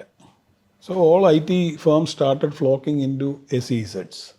ഇവരുടെ മാർക്കറ്റിംഗ് കേന്ദ്ര സർക്കാർ ചെയ്യുന്ന പോലെയാണ്. അപ്പം നമ്മൾ പ്രത്യേക സാമ്പത്തിക മേഖലയ്ക്ക് അനുമതി കൊടുത്താൽ പകുതി സ്ഥലം റിയൽ എസ്റ്റേറ്റിന് വിട്ടുകൊടുക്കണം. അതിനും മാത്രം സ്ഥലം കേരളത്തിൽ നമുക്കില്ല. കൊടുത്തില്ലെങ്കിൽ IT സ്ഥാപനങ്ങളൊന്നും കേരളത്തിലേക്ക് വരില്ല, വേറെ സ്ഥലത്തേക്ക് പോകും. ഇതിനെ എങ്ങനെ മറികടക്കാം എന്നുള്ളത് ആലോചിക്കുമ്പോഴാണ് നമ്മൾ പറഞ്ഞത് SEZ തന്നെ, പ്രത്യേക സാമ്പത്തിക മേഖല തന്നെ സർക്കാർ ഡെവലപ്പ് ചെയ്യുക. റിയൽ എസ്റ്റേറ്റ് പ്ലെയർ വേണ്ട. മിനിമം 50% IT ഉപയോഗിക്കണം എന്നാണല്ലോ പറയുന്നത്. ഞങ്ങൾ 100% IT ഉപയോഗിച്ചോളാം, ഞങ്ങളവിടെ തൊഴിൽ നിയമങ്ങൾ പാലിച്ചോളാം. പക്ഷെ സർക്കാർ തന്നെ പ്രത്യേക സാമ്പത്തിക മേഖല തുടങ്ങും. അങ്ങനെ തുടങ്ങിയതാണ് ഈ പാർക്കുകളെല്ലാം. കേരളത്തിൽ എല്ലാം പ്രത്യേക സാമ്പത്തിക മേഖലയാണ്. അപ്പോൾ എന്ത് പറ്റി? റിയൽ IT കമ്പനികൾ ഈ സ്ഥലത്തേക്ക് വരികയും പ്രവർത്തനം ആരംഭിക്കുകയും ചെയ്തതിൻ്റെ ഫലമായിട്ടാണ് ഞാൻ നേരത്തെ പറഞ്ഞ IT എക്സ്പോർട്സും ജോലിയും ഇവിടെ വന്നത്. രാഷ്ട്രീയമായി സംഭവിച്ചത്, ഈ സിംഗൂറിലും നന്ദിഗ്രാമിലും സംഭവിച്ചത് ഇവിടെ ഉണ്ടായില്ല എന്നുള്ളതാണ്. അല്ലെങ്കിൽ ഈ ഭൂമി വിഷയം കേരളത്തിലെ പാർട്ടിയെ തന്നെ ഇല്ലാതാക്കുമായിരുന്നു. അപ്പോൾ VS ഒരേ സമയം അദ്ദേഹത്തിൻ്റെ ഒരു രാഷ്ട്രീയ നിലപാട് മാത്രമല്ല, ഒരു CPIMൻ്റെ പൊളിറ്റിക്സ് എന്ന് പറയുന്നതാണ് അദ്ദേഹത്തിൻ്റെ പൊളിറ്റിക്സ്. VSൻ്റെ തിരിഞ്ഞു നോക്കുമ്പോൾ എനിക്ക് തോന്നുന്നു ഭൂമി ഒരു സജീവ വിഷയമായി കൊണ്ടുവന്നു എന്നുള്ളതാണ് അദ്ദേഹത്തിൻ്റെ ഏറ്റവും വലിയ നേട്ടമെന്ന് ഞാൻ വിചാരിക്കുന്നു. രണ്ടാമത് അദ്ദേഹത്തിൻ്റെ മന്ത്രിമാർ, ആ മന്ത്രിസഭ വളരെ എഫിഷ്യൻ്റായിട്ടുള്ളൊരു മന്ത്രിസഭയായിരുന്നു. അത് അദ്ദേഹത്തിൻ്റെ മാത്രം മികവല്ല, 2 കാര്യങ്ങൾ കൊണ്ട്. ഒന്ന്, മന്ത്രിമാരൊക്കെ നല്ല മന്ത്രിമാരായിരുന്നു. 2, വളരെ അക്കൗണ്ടബിലിറ്റി ഉള്ളൊരു ഭരണമായിരുന്നു. ഒരു ഭാഗത്ത് മുഖ്യമന്ത്രിയും മറുഭാഗത്ത് പാർട്ടി സെക്രട്ടറിയും എന്നുള്ള രീതിയിൽ വളരെ അക്കൗണ്ടബിലിറ്റി ഉള്ളൊരു ഭരണമായിരുന്നു. ഭൂമിയുടെ വിഷയത്തിൽ ഇപ്പോൾ സ്മാർട്ട് സിറ്റിയുടെ കാര്യവും പ്രത്യേക സാമ്പത്തിക മേഖലയുടെ കാര്യവും നമ്മൾ പറഞ്ഞു. മൂന്നാറിലെ വിഷയങ്ങൾ നമുക്കറിയാം. ഈ കയ്യേറി ഒരു കെട്ടിടം നിർമ്മിച്ചു കഴിഞ്ഞാൽ പിന്നെ കുഴപ്പമില്ല എന്നുള്ളൊരു ധാരണ. പക്ഷേ ഒരു ഭരണാധികാരി ഏത് സമയത്ത് തീരുമാനിച്ചാലും ഇത് കൈവിട്ടു പോകും എന്നുള്ള തിരിച്ചറിവ് ഇതൊക്കെ വളരെ പ്രധാനപ്പെട്ടതാണെന്നാണ് എനിക്ക് തോന്നുന്നത്. പക്ഷേ അദ്ദേഹം രണ്ടാം ഭൂപരിഷ്കരണം എന്നൊക്കെ പറഞ്ഞുകൊണ്ട് പറഞ്ഞ ആ പേരിലാണെങ്കിലും പറഞ്ഞ കുറേ കാര്യങ്ങളുണ്ടായിരുന്നു. അദ്ദേഹത്തിൻ്റെ മനസ്സിലുണ്ടായിരുന്ന ഇപ്പം നവീന മൂന്നാറിനെ കുറിച്ചൊക്കെ അദ്ദേഹം പറയുന്നുണ്ടായിരുന്നു. അദ്ദേഹം ഇവിടുന്ന് പോകുമ്പം തോട്ടം തൊഴിലാളികൾക്കെല്ലാം വീട് വെച്ച് കൊടുക്കുന്ന ഒരു കാര്യത്തെക്കുറിച്ച്, അവിടുത്തെ ഈ ലാൻഡ് അക്വിസിഷനൊരു മാറ്റം ഉണ്ടാകുന്നത്, അങ്ങനെ പല കാര്യങ്ങളുമായിട്ടാണ്, ഐഡിയയുമായിട്ടാണ് പോകുന്നത്. പക്ഷേ അതിലൊന്നും പ്രവർത്തിക്കാൻ അദ്ദേഹത്തിന് സത്യത്തിൽ കഴിഞ്ഞില്ല. കാരണം എന്താണെന്ന് നമുക്കെല്ലാവർക്കും അറിയാം. അപ്പോൾ ഒരു വ്യക്തി മാത്രം വിചാരിച്ചാൽ ചെയ്യാവുന്ന കാര്യങ്ങളായിരുന്നില്ല ഇതിൽ പലതും ഉണ്ടായിരുന്നത്. 2011 ഒരു തുടർഭരണം അദ്ദേഹത്തിന് ലഭിക്കേണ്ടതായിരുന്നു. അത് ലഭിച്ചേനെയുമായിരുന്നു. അതും നഷ്ടപ്പെട്ടതിനെക്കുറിച്ച് ഞാൻ ഇനിയും പറയേണ്ട കാര്യമില്ല. പക്ഷേ അത് വന്നിരുന്നെങ്കിൽ അത് കുറച്ചും കൂടി വ്യത്യസ്തമായിരുന്നേനെ കാര്യങ്ങൾ എന്നാണ് ഞാൻ വിചാരിക്കുന്നത്. അപ്പോൾ ആ രീതിയിൽ പല കാര്യങ്ങൾ പക്ഷേ പ്രധാന നേട്ടമായിട്ട് ഞാൻ പറയുന്നത് ഈ ഭൂമി സംബന്ധിച്ചുള്ള ഈ മൈൻഡ് സെറ്റിൽ വന്നൊരു മാറ്റത്തെക്കുറിച്ചാണ് ഞാൻ പ്രധാനമായിട്ട് പറയുന്നത്.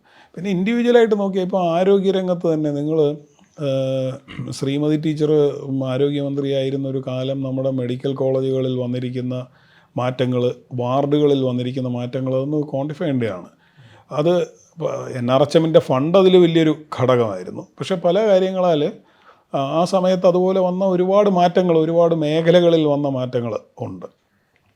പക്ഷേ നമ്മളൊന്നും ആഗ്രഹിച്ചതുപോലെ കാര്യങ്ങൾ പ്രവർത്തിക്കാൻ കഴിഞ്ഞില്ല എന്നുള്ളത് ശരിയാണ്. VS ഒഴിച്ച് VSൻ്റെ ഒരു താല്പര്യപ്രകാരം പ്രവർത്തിക്കുന്ന ആരെയും ഒരു സ്ഥാനത്തും ഇരുത്തില്ല എന്നൊരു സമീപനമാണ് നിർഭാഗ്യവശാൽ പാർട്ടി എടുത്തത്. ഒരാൾക്കും ഒരു പ്രവൃത്തിയും മുഴുമിപ്പിക്കാനായില്ല, ഒരാൾക്കും. അത് ഭരണരംഗത്തായാലും പാർട്ടി രംഗത്തായാലും അങ്ങനെയുള്ളവരെല്ലാവരും ഒന്നിൽ തരം താഴ്ത്തപ്പെട്ടു, അല്ലെങ്കിൽ പുറത്താക്കപ്പെട്ടു, ചിലരില്ലാതാക്കപ്പെട്ടു. അങ്ങനെ ഒരു സമീപനം എടുക്കുന്നതിൻ്റെ മധ്യേ നിന്നുകൊണ്ട് പ്രവർത്തിക്കാവുന്നതിൻ്റെ പരമാവധിയാണ് ചെയ്തതെന്നാണ് എനിക്ക് തോന്നുന്നത്. ഞാൻ ഈ 2006 തെരഞ്ഞെടുപ്പ് കാലത്തേക്ക് തന്നെ വരാം. ഇദ്ദേഹം മത്സരിച്ചാൽ പരാജയപ്പെടും, പാർട്ടി വിജയിക്കില്ല എന്ന് കേന്ദ്ര കമ്മിറ്റിയിലെ 11-12 പേരുള്ളതിൽ 9ഓളം പേര് പറയുകയാണ്, 1 by 1 ആയിട്ട് പറയുക. അപ്പോൾ കേരളത്തിലെ പാർട്ടിയുടെ അഭിപ്രായം കേന്ദ്ര കമ്മിറ്റിയെ അറിയിക്കുക. അതാണല്ലോ ഇവരുടെ ഈ ഹൈറാർക്കി, പാർട്ടി ഹൈറാർക്കി, ഒരു പിരമിഡ് സ്ട്രക്ചറിൽ അതാണ് ചാനൽ എന്ന് പറയുന്നത്. മുകൾ കമ്മിറ്റിയിലേക്ക് പ്രതിനിധികൾ അറിയിക്കുക എന്നുള്ളതാണ്. പക്ഷേ ഇത് കഴിഞ്ഞ് പാർട്ടിയുടെ 14 ജില്ലാ കമ്മിറ്റികളിൽ 11 ജില്ലാ കമ്മിറ്റികൾ പ്രമേയം പാസ്സാക്കി VS മത്സരിക്കണം എന്നാവശ്യപ്പെടുകയാണ്. പിന്നീട് സ്റ്റേറ്റ് കമ്മിറ്റിയുടെ അഭിപ്രായം നമ്മൾ കണ്ടു, ജനങ്ങളുടെ, പാർട്ടി അംഗങ്ങളുടെ അഭിപ്രായം തെരുവിൽ കണ്ടു. അത് പോട്ടെ, ഈ 11 ജില്ലാ കമ്മിറ്റികളുടെ അഭിപ്രായം റിഫ്ലക്റ്റ് ചെയ്യാത്ത ഈ അഭിപ്രായം എങ്ങനെയാണ് കേന്ദ്ര കമ്മിറ്റിയിൽ വന്നത്? കേന്ദ്ര കമ്മിറ്റി അംഗങ്ങൾക്ക് ഇവിടുത്തെ പാർട്ടിയുടെ അഭിപ്രായം അറിഞ്ഞുകൂടെ? അപ്പോൾ പാർട്ടി എന്ന് പറഞ്ഞാൽ ഇവരുടെ അഭിപ്രായ രൂപീകരണം എവിടെ നിന്നാണ് നടന്നത്? ഈ ജില്ലാ കമ്മിറ്റികളിൽ നിന്നോ സംസ്ഥാന കമ്മിറ്റിയിൽ നിന്നോ അല്ല. അപ്പോൾ നമ്മൾ ഈ മാധ്യമ സിൻഡിക്കേറ്റ് എന്ന് പറയുന്ന പോലെ വേറെ ഏതോ ഒരു സിൻഡിക്കേറ്റ് ഉണ്ട്, അവിടെ നിന്നാണ് ഈ അഭിപ്രായം പോകുന്നത്. അതിനുശേഷം VS മത്സരിക്കുന്നു, വൻ ഭൂരിപക്ഷത്തിൽ വിജയിക്കുന്നു.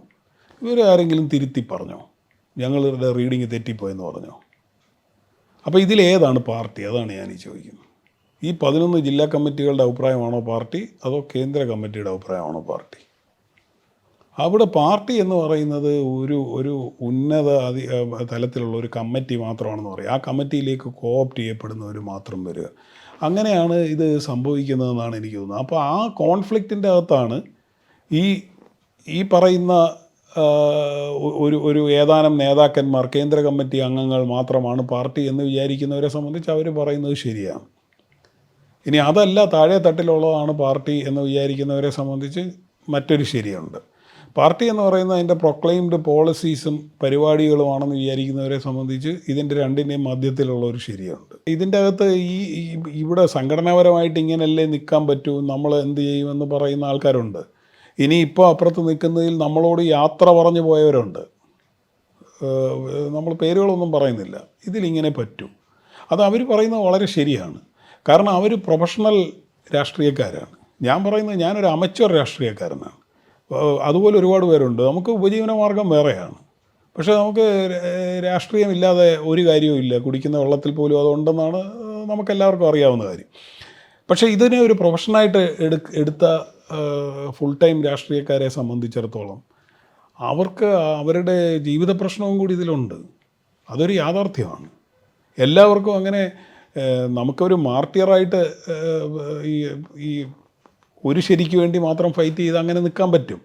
പക്ഷേ അവരെ കൊണ്ട് ഈ പാർട്ടിയുടെ ഹൈറാർക്കിക്കകത്ത് അവർ കാണുമ്പോൾ അവരെക്കാൾ മേളിലുണ്ടായിരുന്നവർ വീണ് കിടക്കുന്നത് നമ്മൾ കാണുകയാണ്.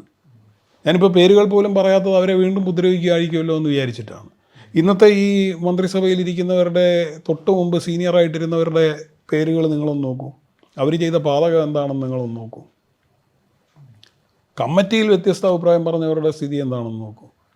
അപ്പോൾ അതിൻ്റെ അകത്ത് നിന്ന് അങ്ങനെ പറയാൻ കഴിയില്ല എന്നുള്ള തിരിച്ചറിവിൽ പിന്നെ ഇത് തന്നെ പറയുക എന്നുള്ളതാണ്.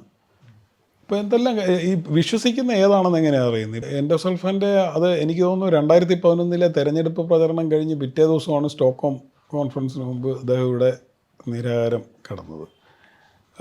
അത് സത്യത്തിലെല്ലാം ഇലക്ട്രൽ പൊളിറ്റിക്സിന് വേണ്ടിയാണ് പൊളിറ്റീഷ്യൻസ് രാഷ്ട്രീയക്കാരെല്ലാം പ്രതികരിക്കുന്നത്, അവരുടെ നിലപാടുകളെല്ലാം അങ്ങനെയാണ് എന്ന് കരുതുന്ന ഒരു ഒരു ഒരു വിഭാഗം ആൾക്കാരെങ്കിലും ഉണ്ട്. രാഷ്ട്രീയത്തോട് തന്നെ അത് സ്വന്തം കാര്യത്തിന് വേണ്ടിയാണ് എന്ന് വിചാരിക്കുന്നവർ. എനിക്ക് തോന്നുന്നു അന്ന് അദ്ദേഹത്തിൻ്റെ പ്രായം 94 95 മറ്റോ ആണ്, 2011 90കളിലാണ്. അദ്ദേഹം ഒരു കേരളം മുഴുവനുള്ളൊരു ഇലക്ഷൻ പ്രചരണത്തിന് ശേഷമുള്ള സമയത്താണ്. ഇപ്പോൾ വോട്ടെല്ലാം പെട്ടിയിലായി കഴിഞ്ഞ ദിവസമാണ്. അന്നേരമാണ് അദ്ദേഹം ആ തീരുമാനമെടുത്ത് ഇവിടെ നിൽക്കുകയും നമ്മളത് ലൈവായിട്ട് സ്റ്റോക്ക്ഹോമിൽ സ്ട്രീം ചെയ്യുകയും ചെയ്യുന്നത്. ആ വിഷയത്തോട് അദ്ദേഹത്തിന് വളരെ വൈകാരികമായിട്ടുള്ള ഒരു ഇതുണ്ടായിരുന്നു. അതായത് ഈ മനുഷ്യൻ വികസനം എന്നുള്ള പേരിൽ ചെയ്യുന്ന ഈ പ്രവൃത്തി, ഞാൻ നേരത്തെ സ്റ്റോൾമാൻ്റെയൊക്കെ കാര്യം പറഞ്ഞ കാര്യമാണ്. ഒരു തലമുറയെ മുഴുവൻ ബാധിക്കുന്നുണ്ടെങ്കിൽ അതിൻ്റെ ഉത്തരവാദിത്വത്തിൽ നിന്ന് കേരളത്തിന് ഒഴിഞ്ഞു മാറാൻ, അത് തളിക്കുന്ന കമ്പനിക്ക് മാത്രമല്ല കേരളത്തിന് ഒഴിഞ്ഞു മാറാൻ കഴിയില്ല എന്നുള്ളൊരു തിരിച്ചറിവിലും കൂടിയാണ് അദ്ദേഹം ഇത് ചെയ്യുന്നതെന്നാണ് എനിക്ക് തോന്നുന്നത്. ഒരു 19 വർഷത്തെ രാഷ്ട്രീയ പ്രവർത്തനം നടത്തുന്ന ഒരു രാഷ്ട്രീയ നേതാവിനെ സംബന്ധിച്ചിടത്തോളം പല കാര്യങ്ങളും ഒരു പ്രായശ്ചിത്തവും കൂടിയായിരിക്കും എന്നാണ് ഞാൻ പറയുന്നത്. കാര്യം തിരിച്ചറിവെന്ന് പറയുന്നത് ഇപ്പം നമ്മളുടെ 20-ാം വയസ്സിലെ ബോധ്യമല്ലല്ലോ 40-ാം വയസ്സിലുള്ളത്. നമുക്ക് നമ്മുടെ ശരികളും മാറിക്കൊണ്ടിരിക്കുമല്ലോ. അദ്ദേഹം ഒരു പബ്ലിക് ഫിഗർ എന്നുള്ള രീതിയിൽ അദ്ദേഹം പണ്ട് VS ഇങ്ങനെയല്ലായിരുന്നു എന്ന് പലരും എന്നോട് പറഞ്ഞിട്ടുണ്ട്. അപ്പോൾ ഈ 80 വർഷം സ്ഥായിയായിട്ടൊരു മനുഷ്യന് നിൽക്കാൻ പറ്റില്ല. അങ്ങനെ നിൽക്കുന്ന മനുഷ്യന് വളർച്ചയില്ലാത്ത മനുഷ്യനാണ്. അപ്പോൾ ഇദ്ദേഹം പല കാര്യങ്ങളും ഒരു പ്രായശ്ചിത്തവും കൂടിയാണെന്നാണ് എനിക്ക് തോന്നുന്നത്. ആ രമയുടെ മുന്നിൽ പോയപ്പോഴത്തെ ആ ചിത്രം എന്ന് പറയുന്നത് കേരള ജനതയുടെ മുന്നിൽ ഒരു പ്രായശ്ചിത്തത്തിൻ്റെ ചിത്രവും കൂടിയാണെന്നാണ് ഞാൻ വിചാരിക്കുന്നത്. അതുകൊണ്ടെല്ലാം അദ്ദേഹം ശരിയും ബാക്കി എല്ലാവരും തെറ്റെന്നും മാത്രമല്ല പറയുന്നത്. അദ്ദേഹം ഉൾപ്പെടുന്ന ഒരു പാർട്ടിയാണ് ചെയ്യുന്നത്. അതിൻ്റെ ഉത്തരവാദിത്വത്തിൽ നിന്ന് അദ്ദേഹം മാറുക പോലുമല്ല ചെയ്യുന്നത്. അദ്ദേഹം അത് കേരള ജനതയോട് മുഴുവൻ ആണ് കൈകൂപ്പി നിൽക്കുന്നതെന്നാണ് എനിക്ക് തോന്നുന്നത്. അത് യാദർച്ഛികമായി വന്നതാണെങ്കിലും. കോടിയേരി എപ്പോഴും ഇടപെടുമ്പോൾ വളരെ ഹൃദ്യമായി ഇടപെടുകയും VSനോട് സംസാരിക്കുമ്പോൾ അങ്ങനെ ഒരു ബഹുമാനത്തോടു കൂടി സംസാരിക്കുകയും ചെയ്യുന്നത് ആണ് ഞാൻ ശ്രദ്ധിച്ചിട്ടുള്ളത്. പക്ഷേ രാഷ്ട്രീയ നിലപാടുകളുടെ കാര്യത്തിൽ പിണറായി എടുക്കുന്ന തീരുമാനങ്ങളിൽ നിന്ന് വ്യത്യസ്തമായ എന്തെങ്കിലും ഒരു തീരുമാനം കോടിയേരിക്ക് ഉണ്ടായിരുന്നതായി ഒരു വിഷയം പോലും എനിക്ക് ഓർമ്മയില്ല. അപ്പോൾ ഈ വിഷയങ്ങളിലെല്ലാം അവർ കമ്മിറ്റികളിൽ എടുക്കുന്ന ചർച്ചകളെക്കുറിച്ചൊക്കെ ചില ധാരണകൾ നമുക്കുണ്ടല്ലോ, അതും കൂടി വെച്ച് ഞാൻ പറയുകയാണ്. കമ്മിറ്റിയിൽ പോലും ഇപ്പോൾ ചില വിഷയങ്ങളിലൊക്കെ മറ്റ് ചില നേതാക്കന്മാർ ചില വ്യത്യസ്ത അഭിപ്രായങ്ങൾ അപൂർവമായിട്ടെങ്കിലും അല്ലെങ്കിൽ പൂർണ്ണമായി ആ അഭിപ്രായത്തോട് യോജിക്കാത്ത കാര്യങ്ങൾ പറഞ്ഞിട്ടുണ്ട്. പക്ഷേ ഇത് കോടിയേരിക്ക് അങ്ങനെ ഒരു വ്യത്യസ്ത അഭിപ്രായം ഉണ്ടായിരുന്നതേ ആയിട്ടേ ഞാൻ കേട്ടിട്ടില്ല. അവരൊരേ അഭിപ്രായമായിട്ട് തന്നെയാണ് സംസാരിക്കുക. പക്ഷേ ഈ തീരുമാനങ്ങളാണെങ്കിൽ പോലും അത് നടപ്പിലാക്കണമെന്ന് പറയാനും ഒക്കെ VSനോട് ആവശ്യപ്പെടുന്ന ഘട്ടം ഉണ്ടായിട്ടുണ്ട്. പ്രത്യേകിച്ച് മന്ത്രിസഭയിലായിരുന്ന സമയത്ത് ഈ മന്ത്രിമാരുടെ ഒരു 5-അംഗ സമിതിയെ ഉണ്ടാക്കിയിട്ടുണ്ടായിരുന്നു. ആ സമിതിയുടെ തലപ്പത്തുണ്ടായിരുന്നത് കോടിയേരിയായിരുന്നു. പിന്നെ മറ്റേ ഞാൻ ഓർമ്മിക്കുന്ന ഒരു വിഷയം KSEBയിലെ ഒരു വിഷയവുമായിട്ട് ഒരു കൊറിയൻ കമ്പനിക്ക് പദ്ധതി കൊടുക്കുന്നതുമായി ബന്ധപ്പെട്ട് ബാലൻ മന്ത്രിയായിരുന്ന ഒരു വിഷയം ഉണ്ടായിരുന്നു. അന്നും VSനെ കൺവിൻസ് ചെയ്യാൻ വന്നത് കോടിയേരി ബാലകൃഷ്ണനും ബാലനും കൂടെ ഒന്നിച്ചാണ്. അപ്പോഴൊക്കെ സംസാരിക്കുമ്പം VSനോട് ആ ഒരു ഡ്യൂ റെസ്പെക്റ്റ് കൊടുത്തുകൊണ്ടാണ് വിയോജിക്കുമ്പോഴും സംസാരിച്ചു കൊണ്ടിരുന്നത്. അപ്പോൾ അതുകൊണ്ട് അവർ തമ്മിൽ കുറച്ചും കൂടി ഒരു ഹൃദ്യമായ ബന്ധമുണ്ടായിരുന്നു. പിണറായിയുമായിട്ട് അത്രത്തോളം ഹൃദ്യത ഉണ്ടായിരുന്നെന്ന് ഞാൻ വിചാരിക്കുന്നില്ല. ആ വ്യത്യാസമേ ഉള്ളൂ എന്നാണ് ഞാൻ വിചാരിക്കുന്നത്. ഞാൻ അന്ന് എനിക്ക് അദ്ദേഹത്തെ അങ്ങനെ വ്യക്തിപരമായി പരിചയമില്ല. പക്ഷേ അന്ന് ടി വിയിൽ ഏഷ്യാനെറ്റേ ഉള്ളൂ എന്നാണ് എൻ്റെ ഓർമ്മ. ഇതിനെക്കുറിച്ച് ചോദിക്കുമ്പോൾ അദ്ദേഹം പറയുന്നത്, ഒരു ബനീനൊക്കെ ഇട്ട് അദ്ദേഹം പറയുന്നത്, പരാജയത്തെക്കുറിച്ച് എന്താണ് അഭിപ്രായമെന്ന് ചോദിക്കുമ്പോൾ, അല്ല, ആദ്യ ഇലക്ഷൻ ഇതിനെക്കുറിച്ച് ചോദിച്ചപ്പോൾ പാർട്ടിയുടെ വിജയത്തെക്കുറിച്ചാണ് അദ്ദേഹം പറയുന്നത്. സ്വന്തം പരാജയത്തെക്കുറിച്ച് ചോദിക്കുമ്പോൾ അത് പാർട്ടി അന്വേഷിക്കും എന്നാണ് പറയുന്നത്. പിന്നെ അവരുടെ ഒരു ട്യൂട്ടായിട്ട് മനസ്സ് അങ്ങനെയാണ്, പബ്ലിക് റെസ്പോൺസ് അങ്ങനെ വരണം എന്നുള്ളത് അറിയാം. അപ്പോൾ പക്ഷേ ഇപ്പം നിന്ന് നോക്കുമ്പോൾ എനിക്കത് കൃത്യമായി ബോധ്യപ്പെടും. അദ്ദേഹം അതിനോട് അങ്ങനെ പ്രതികരിക്കാൻ ന്യായമുള്ളൂ. പിന്നെ അന്നത്തെ കാലഘട്ടത്തിൽ അദ്ദേഹത്തെ അത് കൂടുതൽ ഉശിരുള്ളവനാക്കുകയുള്ളൂ എന്നാണ് ഞാൻ വിചാരിക്കുന്നത്. ആലപ്പുഴയൊക്കെ ആയപ്പോഴത്തേക്ക് കുറച്ചുകൂടെ പ്രായം ബാധിച്ചു തുടങ്ങി, പുള്ളി പ്രകടിപ്പിച്ചു തുടങ്ങിയില്ലെങ്കിലും. പക്ഷേ മാരാരിക്കുളം അദ്ദേഹത്തിൻ്റെ യുവത്വത്തിലാണ് കാര്യം. മതികെട്ടാനിൽ പോകുമ്പോൾ അദ്ദേഹം 78 വയസ്സോ മറ്റോ ആണ്. അദ്ദേഹം 78 82. അദ്ദേഹം ഈ ജീപ്പിൻ്റെ ബോണറ്റിൽ കൈകുത്തി അതിൻ്റെ മുകളിൽ ചാടി കയറി നിന്നാണ് സംസാരിച്ചത്.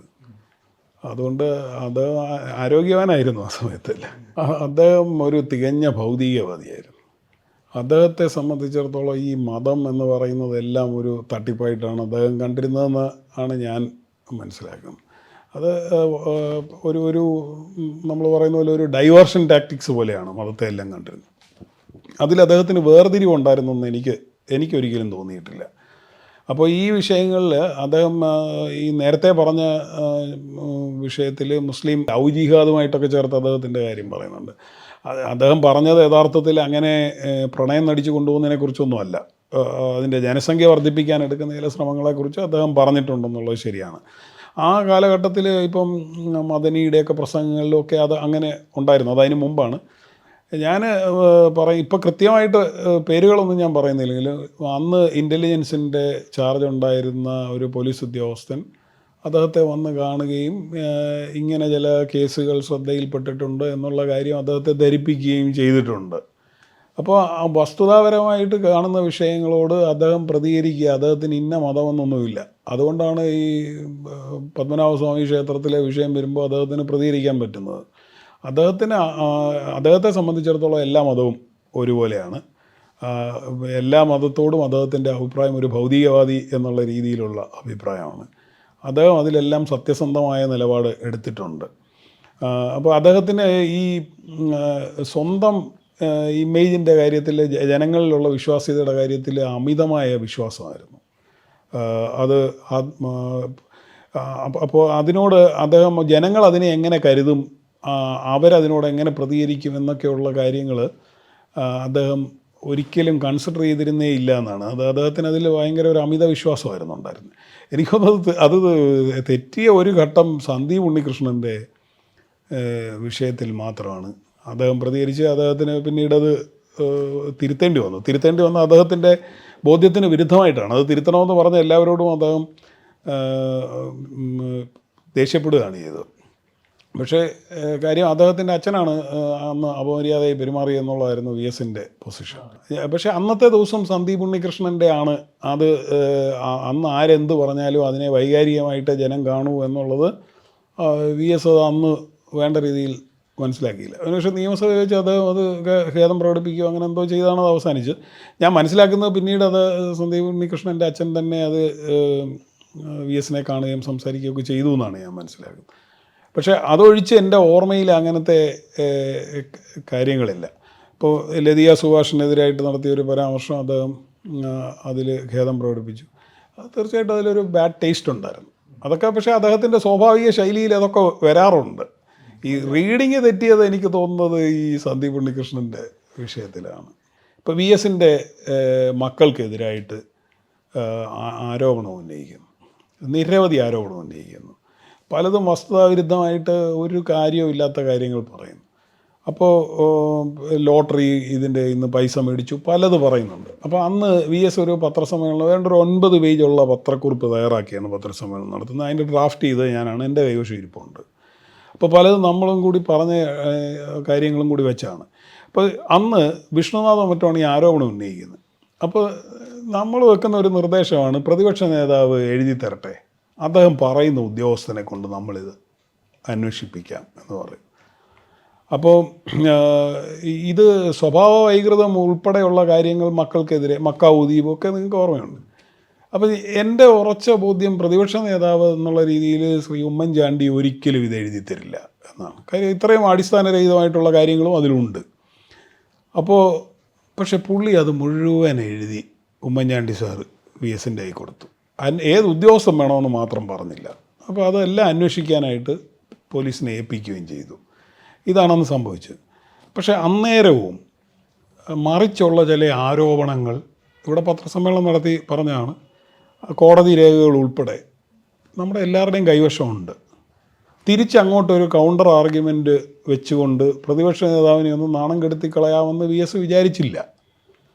എന്നാൽ ഈ സോളാർ കേസ് വന്ന ഘട്ടത്തിൽ അതിലെ ഒരു പരാമർശം എടുത്തിട്ട് VS ഉപയോഗിച്ചു. അപ്പോൾ അത് ഉപയോഗിച്ച് കഴിഞ്ഞ ശേഷമാണ് ഞാൻ VSൻ്റെ അടുത്ത് ഞാനത് സംസാരിക്കുകയും ചെയ്തതാണ്. അപ്പോൾ VSൻ്റെ പൊസിഷൻ എന്ന് പറഞ്ഞാൽ അത് പ്യുവർലി പൊളിറ്റിക്കലാണെന്ന്. അതായത് സംസ്ഥാനത്ത് VS പറഞ്ഞ എന്താണ്, മുഖ്യമന്ത്രിക്ക് അദ്ദേഹത്തിൻ്റെ ഗൺമാനെ പേടിയാണ് എന്ന് അദ്ദേഹത്തിൻ്റെ മരുമകനായിരുന്ന വ്യക്തി ആരോപിക്കുന്നു. ഇത് മാത്രമേ VS പറയുന്നുള്ളൂ. ഈ ലൈൻ മാത്രമേ വായിക്കുന്നുള്ളൂ. ഇത് വായിക്കാൻ എഴുന്നേറ്റപ്പോൾ തന്നെ അന്നേരത്തെ സ്പീക്കറായിരുന്ന ശ്രീ G. കാർത്തികേയൻ നോ എന്ന് പറയുന്നത് തടസ്സപ്പെടുത്തുന്നുണ്ട്. കാര്യം അവർക്കൊക്കെ അറിയാം ഇതിലെന്താ ഉള്ളത്. അപ്പോൾ ഞാൻ പറയുന്നത് അത് വെറും ആരോപണമായിക്കോട്ടെ. അപ്പോൾ ഇതേ ഗൺമാനെക്കുറിച്ച് ഒരു ആക്ഷേപം ഇപ്പോൾ വന്നിരിക്കുന്നു. അദ്ദേഹത്തെ മുഖ്യമന്ത്രി ഒഴിവാക്കുന്നില്ല. അദ്ദേഹം പക്ഷേ ഇതിൽ ഗുരുതര ആരോപണങ്ങൾ നേരിട്ടുകൊണ്ടിരിക്കുന്നു. ആ ഘട്ടത്തിൽ VS പറയുവാണ്, ഈ ഗൺമാനെക്കുറിച്ച് നേരത്തെയും ഇതുപോലെയുള്ള ആരോപണം വന്നിട്ടുണ്ട് എന്ന് പറയുകയാണ് ചെയ്യുന്നത്. അല്ലാതെ ആ പഴയ കഥകളെല്ലാം എടുത്ത് പറയാനല്ല പോയത്. അപ്പോൾ അന്നേരം VS പറയുന്നത് അത് പ്യുവർലി പൊളിറ്റിക്കൽ, ആരെന്ത് പറഞ്ഞാലും അത് പൊളിറ്റിക്കലായിട്ടുള്ള കാര്യമാണ്. ഈ ഗൺമാൻ നേരത്തെയും ആരോപണ വിധേയനായിട്ടുള്ള ആളാണ്, കുടുംബത്തിനുള്ളിൽ നിന്ന് തന്നെ ആരോപണ വിധേയനായിട്ടുള്ള ആളാണ്. ശരിയായിക്കോട്ടെ തെറ്റായിക്കോട്ടെ, പിന്നെ അദ്ദേഹത്തെ അവിടെ തുടരാൻ വിടാൻ പാടില്ലായിരുന്നു. Let him go to somewhere else and work.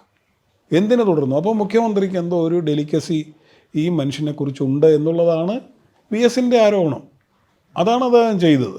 അല്ലാതെ ഞാൻ പറഞ്ഞത് വെറുതെ നാണം കെടുത്താൻ വേണ്ടി എന്തെങ്കിലും വിളിച്ച് പറയുകയായിരുന്നെങ്കിൽ VSൻ്റെ മക്കളെക്കുറിച്ച് അതുപോലത്തെ ആരോപണങ്ങൾ പറഞ്ഞ സമയത്ത് ഇത് പറയാമായിരുന്നു. ഇത് അന്നേരവും കയ്യിലുള്ളതാണ്.